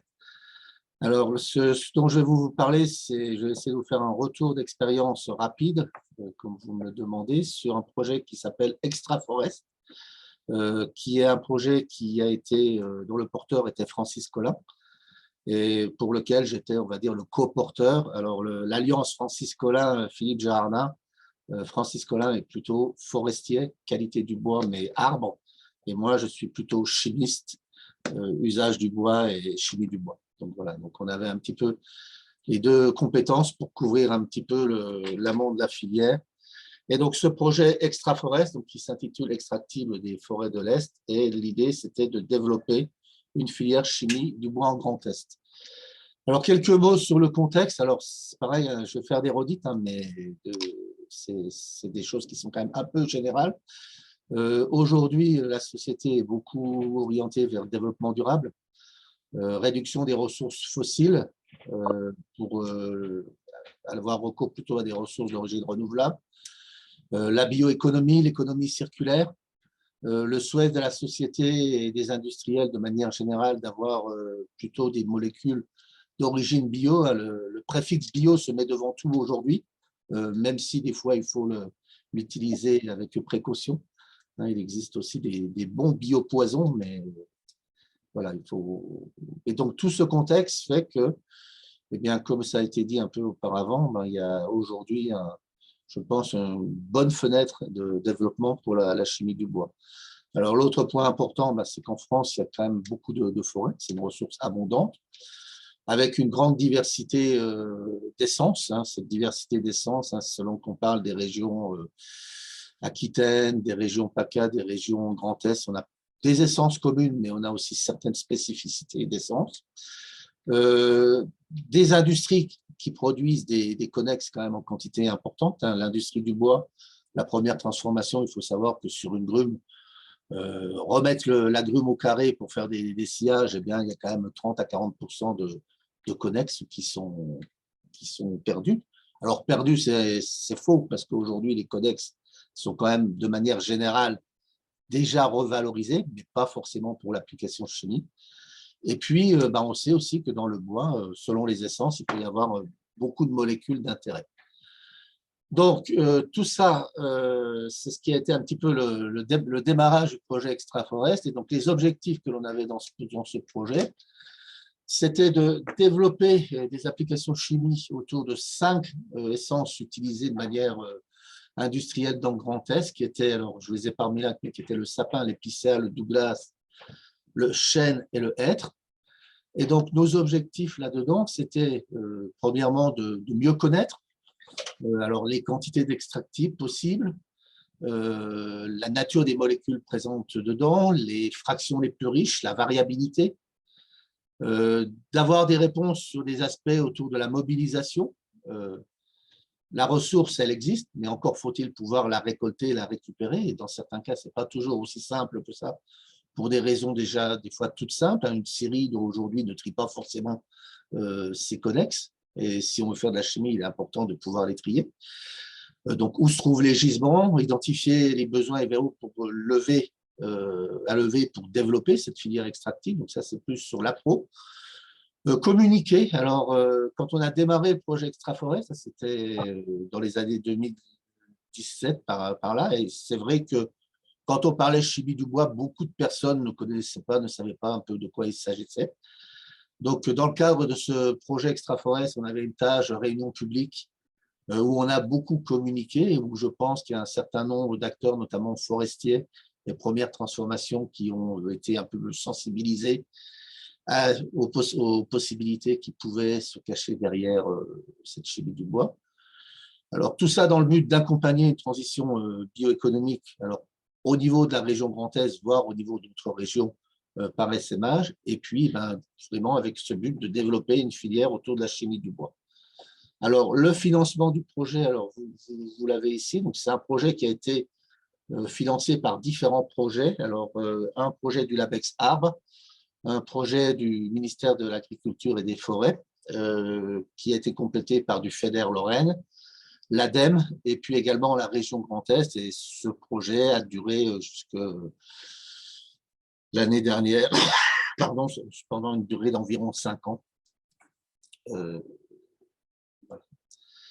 Alors, là aussi, bon, c'est souvent la difficulté d'intervenir après d'autres. Composition chimique du bois.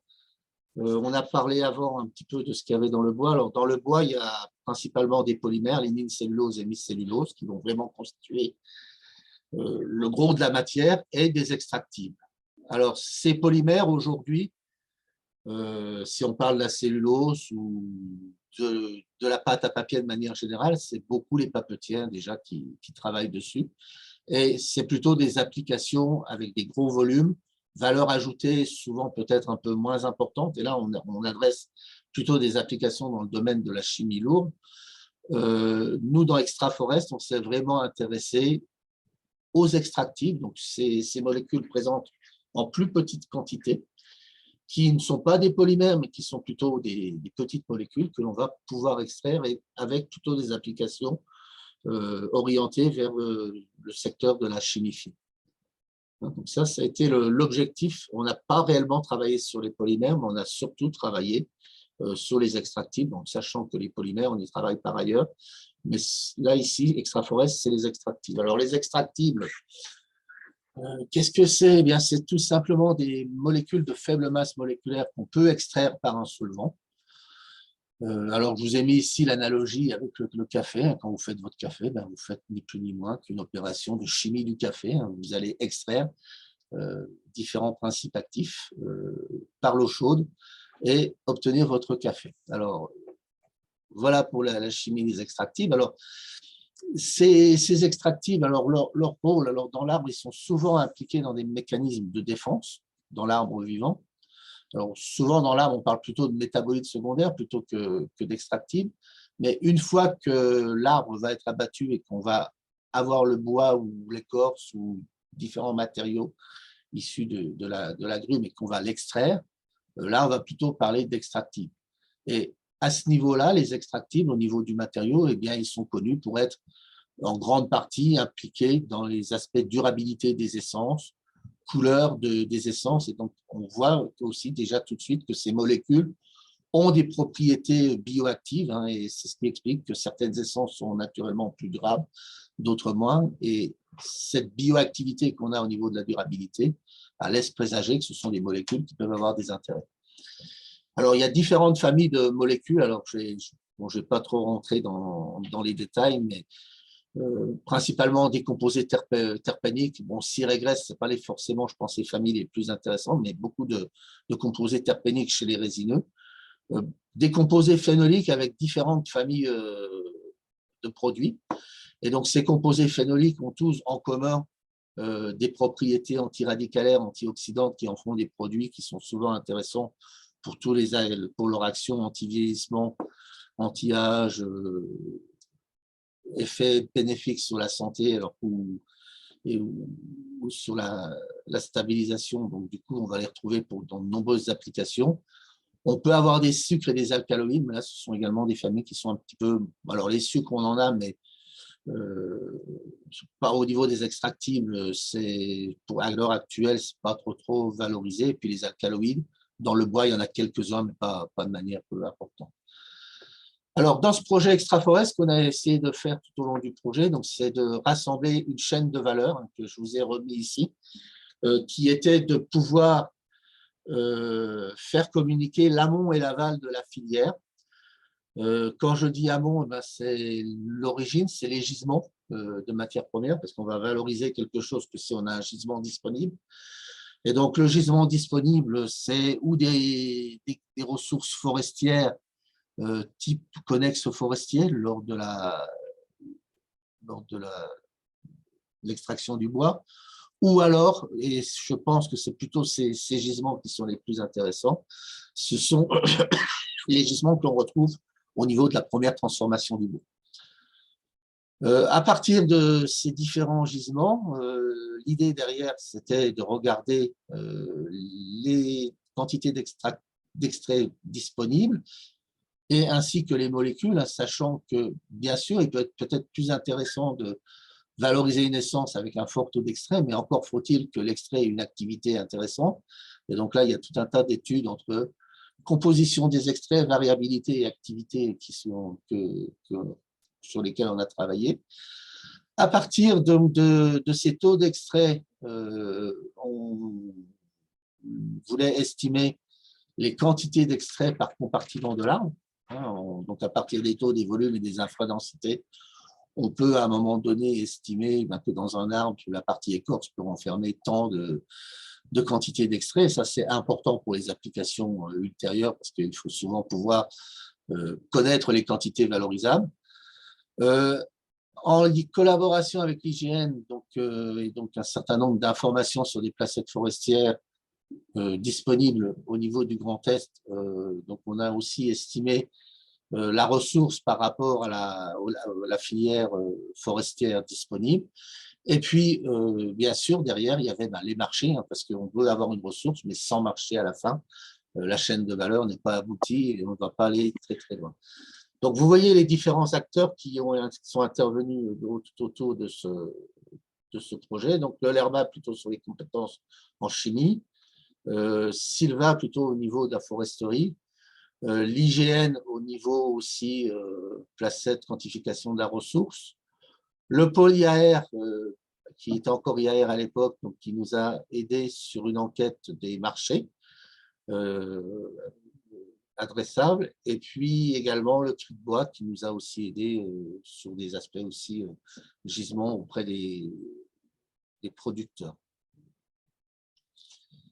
Alors, une des conclusions, et ça je crois l'avoir aussi un petit peu entendu dire, c'est qu'aujourd'hui, les technologies existent déjà. Là, finalement, on parle d'extraction du végétal, et l'extraction du végétal, même si la chimie du bois n'est pas aujourd'hui des plus développées, l'extraction du végétal existe déjà.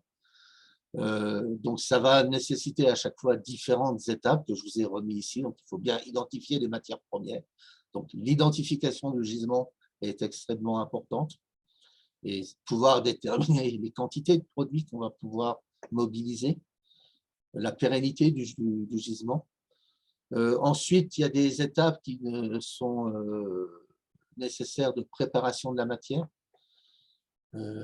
Aujourd'hui, très souvent, les connexes vont être envoyés soit vers les papetiers, soit vers l'industrie du panneau, soit des fois partir en énergie. Si on veut utiliser les connexes, il va falloir les trier. Pour faire la chimie du bois, il va peut-être falloir les trier pour être sur une essence précise. Peut-être les stocker dans des conditions où le matériau ne se dégrade pas. Les extraire, on parle de nœuds, mais un nœud, c'est joli comme ça, mais pour le récupérer, c'est autre chose. Donc voilà, il y a tout un aspect préparation de la matière.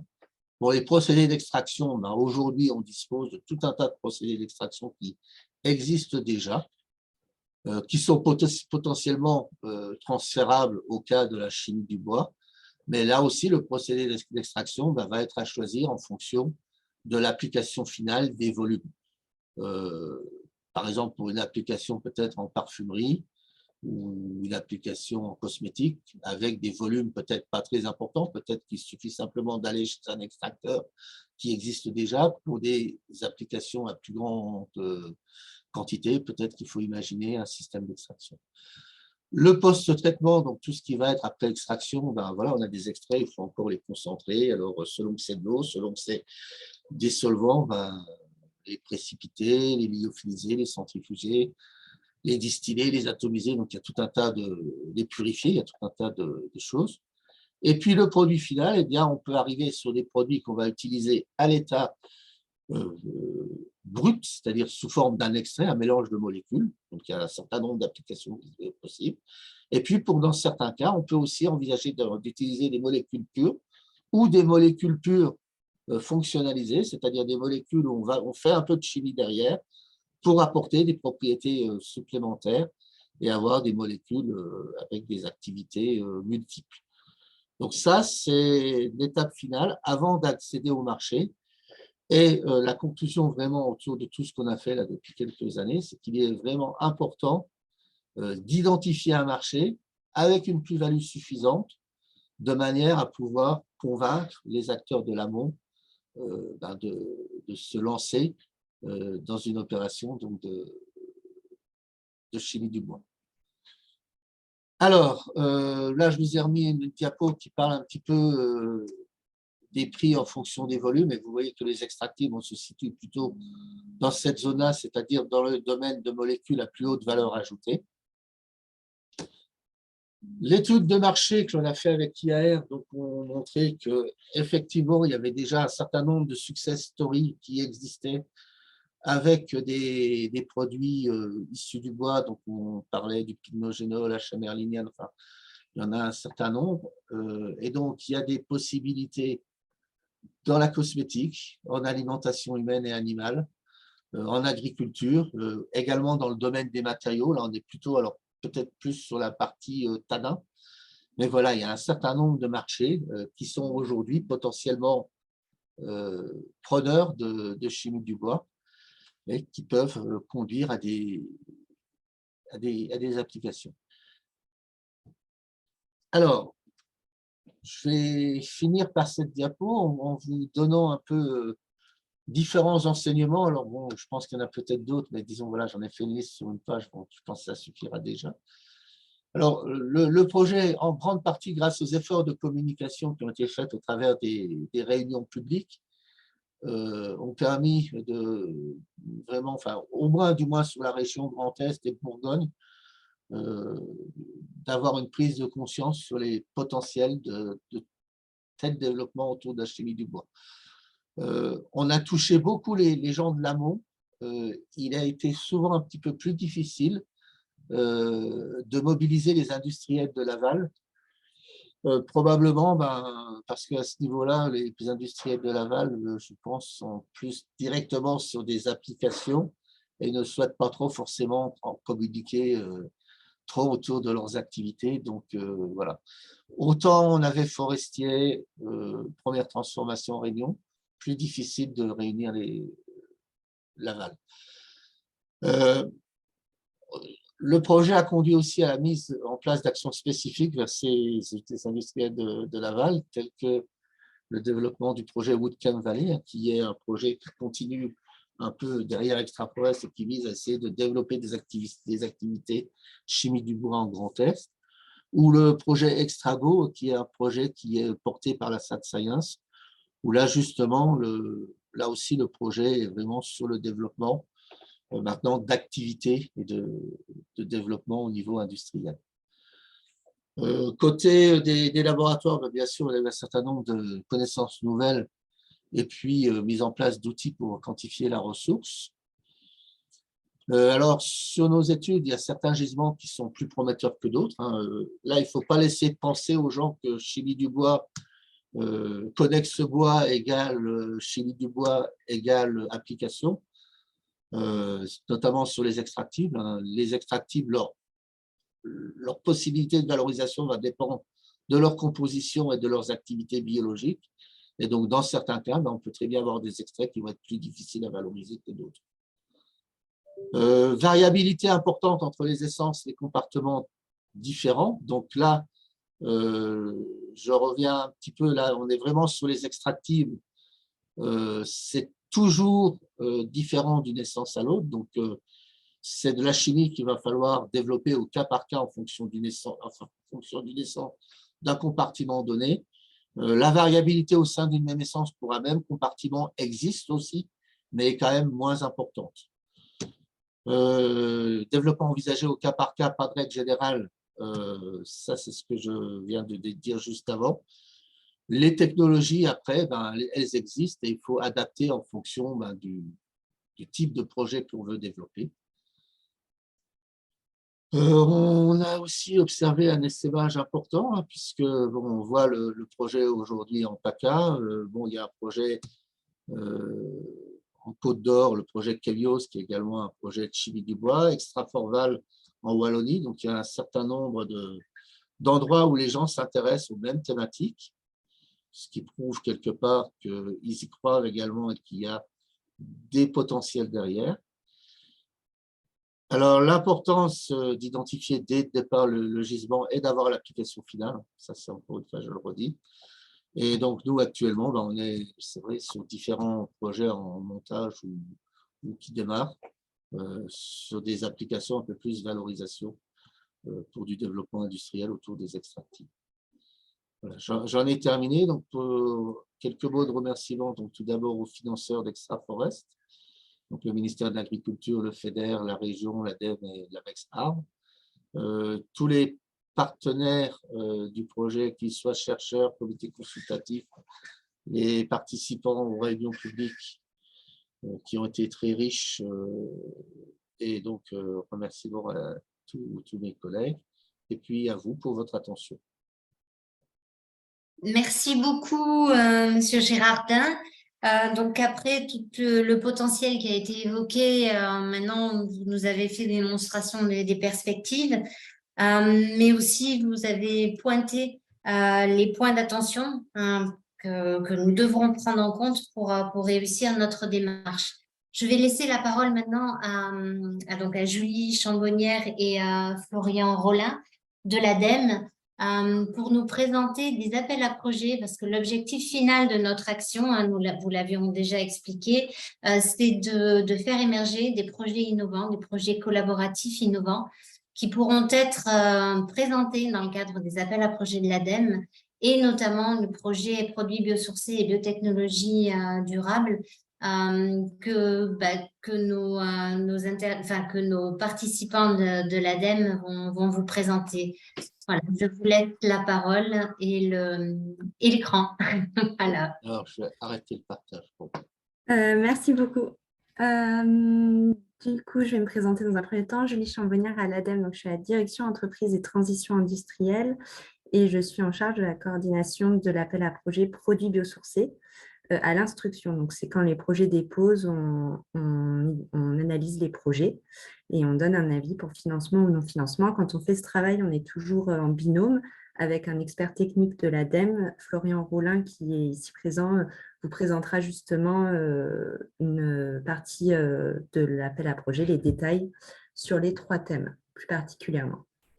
Là, aujourd'hui, ce qu'on va faire, c'est qu'on va vous faire une petite présentation rapide du contexte pour le remettre dans la stratégie d'accélération et France 2030. Ensuite, on vous présentera les critères de cet appel à projet.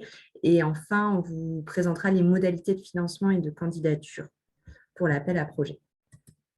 Donc, pour reprendre les éléments de contexte afin de positionner l'appel à projet par rapport aux enjeux actuels, je vais d'abord vous présenter le plan France 2030 et ses grands objectifs, puis je vous présenterai les grandes lignes de la stratégie d'accélération nationale sur les produits biosourcés. Du coup, cette stratégie, elle s'inscrit dans le plan d'investissement national France 2030 qui du coup comprend plus de 50 milliards d'euros déployés sur 5 ans. France 2030 s'est fixé 10 objectifs sur 3 grands axes que vous pouvez voir résumés ici. Pour l'atteinte de ces objectifs, France 2030 s'est aussi fixé des stratégies nationales d'accélération. Et ici, vous voyez les 8 stratégies pour lesquelles l'ADEME opère des appels à projets, pour comprendre quel est notre rôle dans cette organisation. Ici, dans le cadre de ce webinaire, on va présenter donc la stratégie d'accélération produits biosourcés, biocarburants durables, car c'est dans cette stratégie que s'inscrit l'appel à projet produits biosourcés qui nous intéresse aujourd'hui. Donc, toujours pour continuer, pour contribuer à répondre aux enjeux que nous venons de présenter, la stratégie nationale produits biosourcés et carburants durables a été publiée fin 2021 avec 5 objectifs, les 5 objectifs qui sont présentés ici. Je vais faire un focus, moi, sur les 3 premiers objectifs. D'abord, je vais vous parler de l'objectif numéro 3 qui n'est pas directement visé par notre appel à projet, mais cet objectif vise à renforcer le socle scientifique et technologique et il vise à soutenir des projets avec des niveaux de maturité plus faibles que ce qu'on va avoir dans notre appel à projet que je vous présente aujourd'hui. En particulier, ces projets pourraient être financés avec un programme d'équipement prioritaire de recherche PEPR qui permet de financer des organismes de recherche sur des développements très amont. Voilà, j'en parle si jamais il y a des acteurs qui sont connectés aujourd'hui qui auraient des TRL plus bas et qui, du coup, ne seraient pas forcément concernés par notre appel à projet actuel, pour que vous sachiez qu'il existe un dispositif pour lequel vous pourriez être accompagné. Sur les 2 premiers objectifs, ils sont vraiment plus en lien direct avec notre appel à projet. Donc, il y a l'objectif faire émerger et déployer. Pour ces 2 objectifs, rapidement, notre appel à projet donc, répond parfaitement parce qu'il favorise l'innovation et il permet de gérer la ressource en biomasse. Florian va vous détailler justement ce point-là. Et l'objectif 2 qui est sur le déploiement, on a aussi un thème de notre AP qui est sur le soutien aux briques technologiques innovantes et les démonstrateurs, mais aussi un soutien au déploiement avec un thème dédié, donc ce sera le thème 3 que Florian vous décrira aussi, qui vise à démontrer le maintien des performances lors de la montée à l'échelle des technologies et de soutenir des investissements industriels pour la production de molécules biosourcées. Et du coup, ce sera le thème 3, industrialisation. Donc, pour la partie présentation des 3 thèmes et de l'appel à projet, et la partie plus technique, je vais laisser la main à Florian. Et puis, je reprendrai la main sur les modalités et la partie financière. Oui, merci Julie. Je te laisse passer les slides si ça ne te dérange pas. Oui, merci beaucoup. Donc, cet appel à projet donc, qui poursuit les objectifs du programme global de France 2030. On en a déjà parlé, mais notamment, il y a les sujets de souveraineté, de décarbonation de l'industrie et de soutien à la R&D. Et donc, au travers de 3 thématiques qu'on va présenter que je vais présenter les unes après les autres. Vas-y, tu peux passer. Donc, la première thématique, c'est l'élargissement des gisements de... Oui, merci. Des gisements de biomasse. Je reviendrai après sur la slide d'avant. Donc, il s'agit notamment de mobiliser donc des nouveaux gisements. Dans ces nouveaux gisements, on a pu en parler, mais ça peut être des gisements de coproduits agricoles, mais évidemment aussi des gisements forestiers, notamment par exemple sur des essences qui sont moins valorisées ou qu'on va avoir potentiellement de manière importante suite à des problèmes d'adaptation au changement climatique ou des maladies comme le frêne avec la calarose. Et donc, pour mobiliser ces nouvelles biomasses, on va pouvoir regarder donc notamment les résidus et tout ce qui va être justement des coproduits d'usage en cascade. Donc, ça peut être des coproduits de pâte de cellulose, mais aussi d'autres procédés liés à l'industrie du bois. Donc là, ce qu'on va regarder en particulier, c'est la disponibilité des ressources, les questions de logistique aussi, puisqu'il y a tous ces aspects pour aller rechercher la matière première. Et puis, on va essayer d'avoir des solutions qui sont à minima à l'échelle pilote, c'est-à-dire qu'on est des premiers essais qui permettent de valider la technologie. Le thème 2, c'est sur plutôt des démonstrateurs sur de la transformation de biomasse. Donc, on est sur plutôt des projets innovants, donc soit des briques technologiques innovantes ou des démonstrateurs qui peuvent aller jusqu'à l'échelle 1 pour transformer. Et donc là, ça va être sur de la séparation, de l'extraction. Donc, ça rejoint tout à fait la chimie du bois avec des catalyseurs, une réflexion sur l'éco-conception et la fin de vie. Donc là, ça fait tout le lien aussi avec les thématiques qui étaient indiquées par Novachim. Et enfin, tout ce qui va être aussi purification et séparation pour, par exemple, avoir des matières pures pour certains usages. Là aussi, on va plutôt regarder développement en cascade. Et comme l'avait indiqué Julie, on est sur des TRL. Alors pour ce cas particulier qui partent de 5, qui peuvent aller jusqu'à 8-9. Et puis le dernier thème, donc c'est l'accompagnement à l'industrialisation. Donc on est à la phase d'après le démonstrateur. Tous ces thèmes, en fait, quelque part, ils se suivent, plus ou moins. Et donc sur l'industrialisation, on va être soit sur des nouvelles unités qui vont traiter qui vont être liées à une nouvelle technologie innovante, soit sur de l'extension de capacités existantes pour augmenter les capacités de traitement, mais ça peut être aussi pour les moderniser suite à, par exemple, l'arrivée d'une innovation. Ça se reste quand même plutôt cette partie industrialisation des acteurs émergents en priorité et surtout sur des coproduits ou des déchets industriels. Donc, ça peut être sur des bioraffineries et en priorité aussi sur des biomasses qui sont sur le territoire national. Ça, c'est vrai aussi pour les autres thèmes, cela dit. On est sur des niveaux de TRL qui sont quand même plus élevés.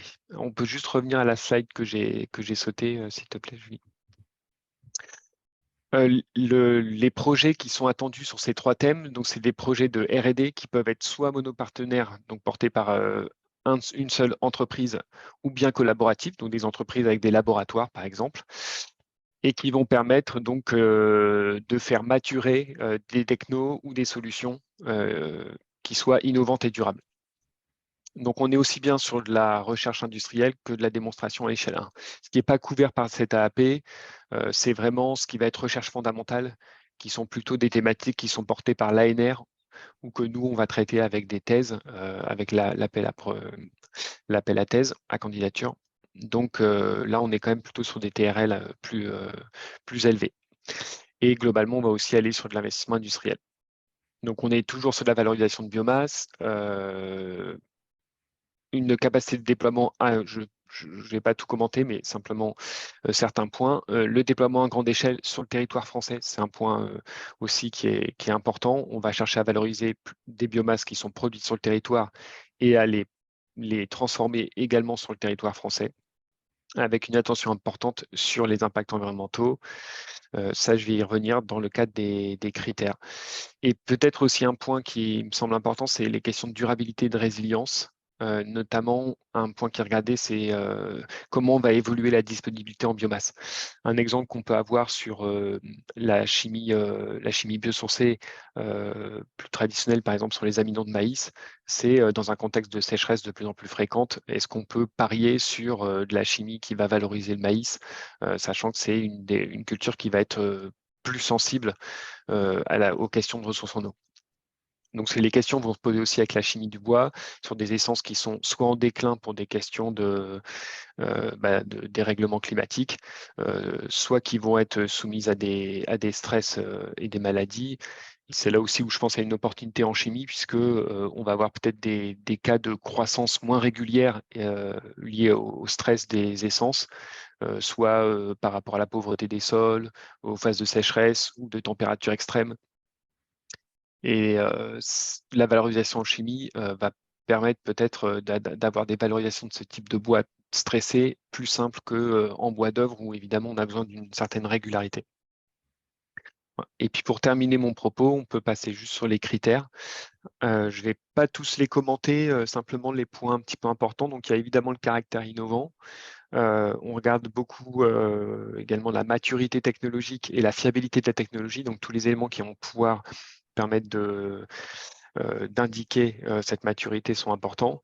Et après, évidemment, le regard de l'ADEME, il se porte beaucoup sur les impacts environnementaux et on encourage, même on accompagne aussi les porteurs sur les sujets d'éco-conception et globalement même d'approche systémique pour regarder voilà, les questions plus largement de toxicité ou d'écotoxicité, d'adaptation au changement climatique, de biodiversité. Voilà. On essaye vraiment d'avoir cette approche large parce qu'elle est nécessaire, notamment quand on travaille sur du vivant, comme c'est le cas pour la forêt, puisqu'il faut maintenir les écosystèmes en bonne santé si on veut qu'ils produisent et donc avoir des filières pérennes. Voilà, je te repasse la main, Julie, pour la suite. Merci Florian. Et donc maintenant, on va vous présenter les modalités de financement et de candidature. Sur les modalités d'aide de l'appel à projet, il y a plusieurs critères. Certains sont communs aux différents thèmes. Seulement le critère qui diffère selon les thèmes, c'est celui sur le budget minimum du projet. Comme vous pouvez voir, si vous êtes sur un projet thème 1, donc sur l'élargissement des gisements de biomasse, le budget minimum est à 600 000 €. Sinon, sur le thème 2, c'est 2 millions d'euros et sur le thème 3, 5 millions d'euros. Un partenaire est un partenaire qui demande de l'aide, pour préciser sur la structure partenariale. Si vous avez un 6e partenaire dans le projet, c'est possible, mais ce ne sera pas un partenaire qui demande de l'aide. Il ne fera pas partie du consortium. C'est vraiment 5 partenaires qui sollicitent une aide. Aussi, dans le cas contraire, s'il y a un des partenaires qui a moins de 400 000 € de dépenses éligibles, dans ces cas-là, ce partenaire sera positionné en sous-traitant et pas en partenaire, donc demandeur d'aide. L'aide est apportée en mix subvention avance remboursable. Pour information, vu les TRL attendus, on s'attend vraiment à des travaux qui seront majoritairement du développement expérimental plutôt que de la recherche industrielle, même s'il peut bien sûr y en avoir un peu. Pour le versement des aides, donc il y a une avance de 15% qui est prévue au moment de la contractualisation entre l'ADEME et chacun des bénéficiaires d'aide. C'est une convention bilatérale qui est toujours réalisée entre l'ADEME et chacun des partenaires des projets. Puis, il y a des versements intermédiaires le long du projet, lors des étapes clés qui sont donc fixées au moment de la contractualisation et aussi dans votre dossier que vous présentez. Et après, il y a 20% au moment du solde. Le remboursement des avances remboursables se fait sur un seuil de succès, souvent, qui est négocié au cas par cas entre l'ADEME et chacun des partenaires. Donc, voilà pour les critères. Ici, c'est le processus global de l'appel à projet, pour que vous ayez un peu une idée de comment ça se traduit en termes de processus et de temps. Donc, il y a des relèves qui sont fixés à des laps de temps tous les 3 ou 4 mois. La dernière relève, par exemple, avait eu lieu le 15 mai. On demande dans ces cas-là aux porteurs de projet de faire une réunion de pré-dépôt un mois avant cette date de relève. Donc là, c'était par exemple avant le 15 avril. Ensuite, une fois que le dossier est déposé sur notre plateforme dédiée, nous, on fait une phase de présélection. Donc déjà, on vérifie si le dossier est complet. Ensuite, on étudie le projet et on voit si on le présélectionne ou non. Chaque décision doit être validée par le CPM, donc c'est le comité interministériel. Lorsque les projets sont au-dessus de 10 millions, les ministères sont directement mis dans tous les comités. Pour en dessous, c'est juste une validation qui est demandée. Ensuite, si le projet est présélectionné, on part en instruction. Donc une instruction lors de laquelle on fait une audition, une réunion d'expertise suivant la complexité du projet et on demande là plusieurs précisions sur le projet pour essayer d'arriver à un avis qu'on va donner pour financement ou non financement qui lui aussi sera validé par ce comité de pilotage ministériel. Et une fois que la décision de financement est validée, donc on essaye de tenir si possible, mais en fonction des différents éléments de chaque projet, ce délai peut changer, mais on essaye de rester dans un délai autour de 3 mois entre le dépôt du dossier et la validation du financement. Et ensuite, on passe dans la partie contractualisation. Et une fois que la contractualisation est faite, on passe dans la partie suivi de projet. Donc là, c'est vraiment la réalisation du projet. Et là, c'est un autre service de l'ADEME qui va suivre votre projet, qui validera le passage de toutes les étapes clés et du coup, le versement des aides. Comment postuler à l'appel à projet? Donc, vous avez une plateforme, vous avez le lien ici. C'est une plateforme Agir dans laquelle vous pouvez déposer votre projet. Il y a différentes dates de relève. Donc, comme vous voyez, il y en a eu 2 en 2022, on en a déjà eu 2 en 2023. La prochaine, c'est le 15 septembre 2023. Donc, donc, par exemple, si vous voulez déposer à la relève du 15 septembre, il faut nous contacter avant le 15 août pour que on réalise une réunion de pré-dépôt ensemble. Et pendant cette réunion de pré-dépôt, on demande de remplir une annexe 2, qui est une annexe de pré-dépôt qui demande un certain nombre d'informations pour bien valider en fait en amont et avant que vous fassiez tout le dossier qui est assez lourd, qu'on valide bien que vous êtes bien éligible à cet appel à projet et que les critères de sélection sont bien respectés. Vous avez la liberté de démarrer le projet quand vous le souhaitez après le dépôt du dossier, mais attention, la date d'éligibilité des dépenses est bien la date de dépôt d'un dossier complet.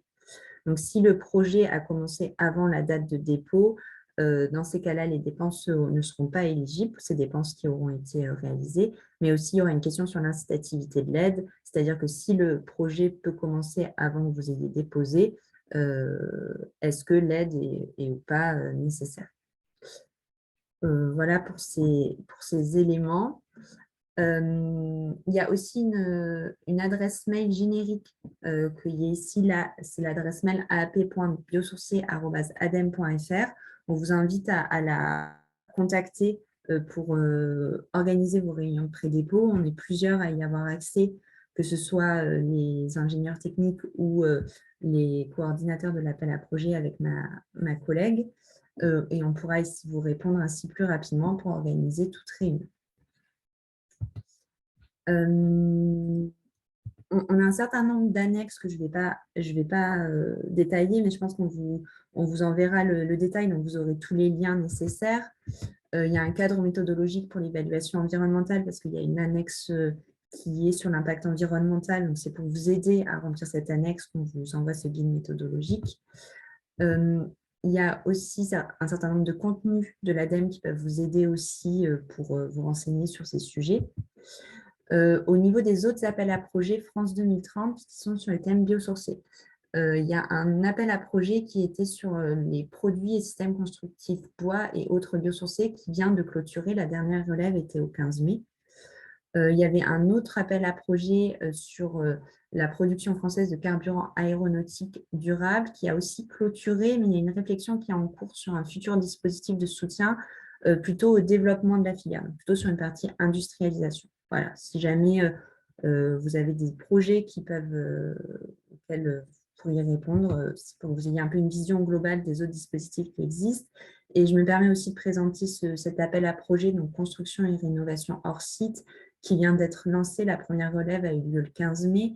La prochaine aura lieu le 15 octobre, qui est donc dans la stratégie ville durable et bâtiments innovants. Voilà, si les acteurs sont concernés, ça vous permet de connaître cet appel à projet qui vient donc d'être lancé. Pour ce qui est sur l'accompagnement de la RDI par l'ADEME, donc il y a comme a précisé Florian, il y a l'appel l'accompagnement de thèse, mais il y a aussi l'appel à projet graines qui existe, qui répond pour des projets au TRL vraiment plus bas que sur l'AP produit biosourcé que je viens de vous présenter, mais qui a aussi des montants d'aide plus bas. Voilà, c'est aussi pour que vous puissiez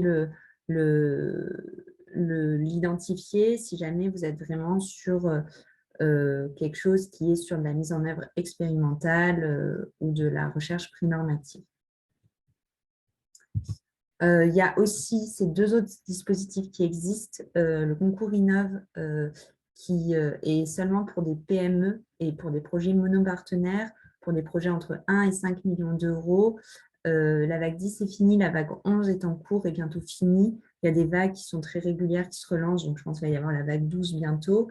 Voilà, c'est pour que vous sachiez, il y a aussi ce dispositif qui est donc plus large, qui n'a pas forcément une thématique précise. Et il y a aussi l'appel à projet IDEMO opéré par BPI France qui existe pour les projets portés par des entreprises monopartenaires ou collaboratifs. Voilà, encore des petits liens si vous voulez qu'on vous transférera, si vous voulez les bilans, que ce soit des bilans thématiques, les autres bilans qui sont faits par l'ADEME ou les bilans sur les PIA. Donc les PIA, c'était les plans d'investissement d'avenir, c'est l'ancêtre du plan France 2030. qui étaient les anciens dispositifs de financement lancés par l'État. Merci à tous pour votre attention. J'espère que c'était clair et que ça a pu vous éclairer sur cet appel à projet. Merci beaucoup, Julie et Florian. Florent, je te laisse. Et- Oui, merci. En tout cas, c'était tout à fait clair. Et précis. Voilà. Je vais effectivement, avant qu'on passe à un petit temps d'échange, si vous avez encore des questions complémentaires, voilà, vous parler un petit peu de la suite. Du coup, nous, effectivement, avec Patricia, donc Fibois Sud et Novafilm, souhaitent voilà, creuser cette thématique-là et donc constituer un groupe de travail pour faire émerger des projets en région, hein. On a vu qu'il y avait une forme de maturité à la fois sur la partie réglementaire, la volonté des acteurs.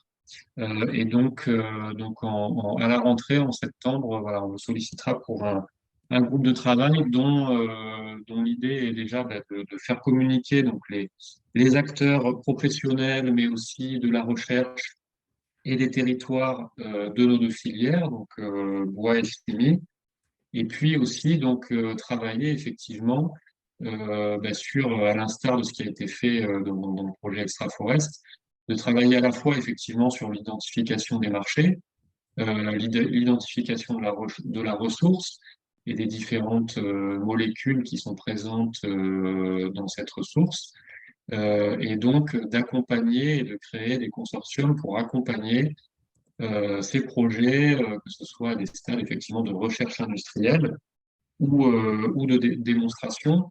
Et on s'inscrit tout à fait effectivement dans l'appel à projet de l'ADEME, hein. C'est-à-dire que l'idée, c'est vraiment de travailler sur cette valorisation en cascade, de travailler sur des essences qui sont moins valorisées, sur des résidus, et l'idée étant d'apporter de la valeur ajoutée complémentaire à nos deux filières, que ce soit chimie ou bois, et donc effectivement de poser des briques de valeur ajoutée potentiellement aussi sur des systèmes existants, hein.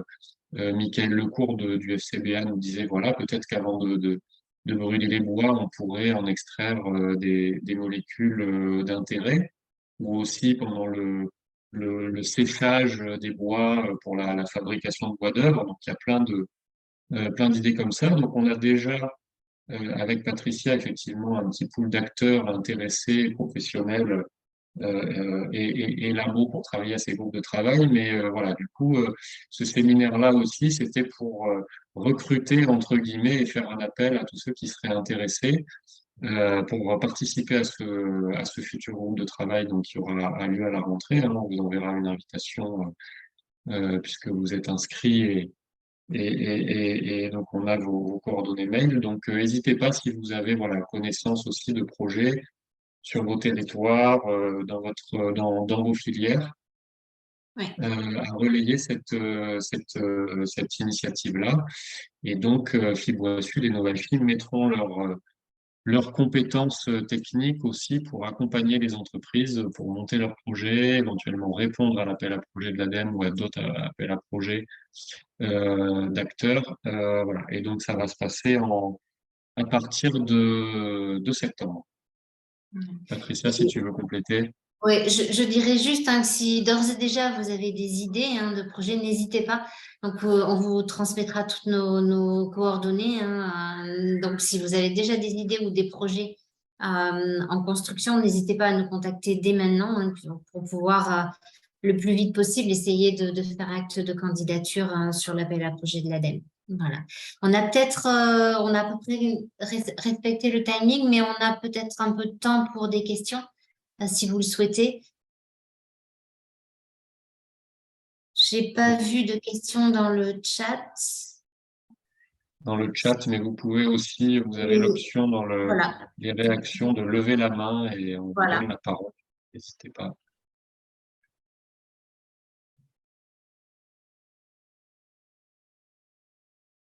J'ai l'impression que Tout a été clair. Tout a été tout à fait clair.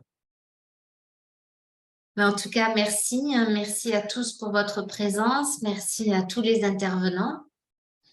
Et puis, j'espère à bientôt avec des projets ou à bientôt aussi dans le cadre du GT.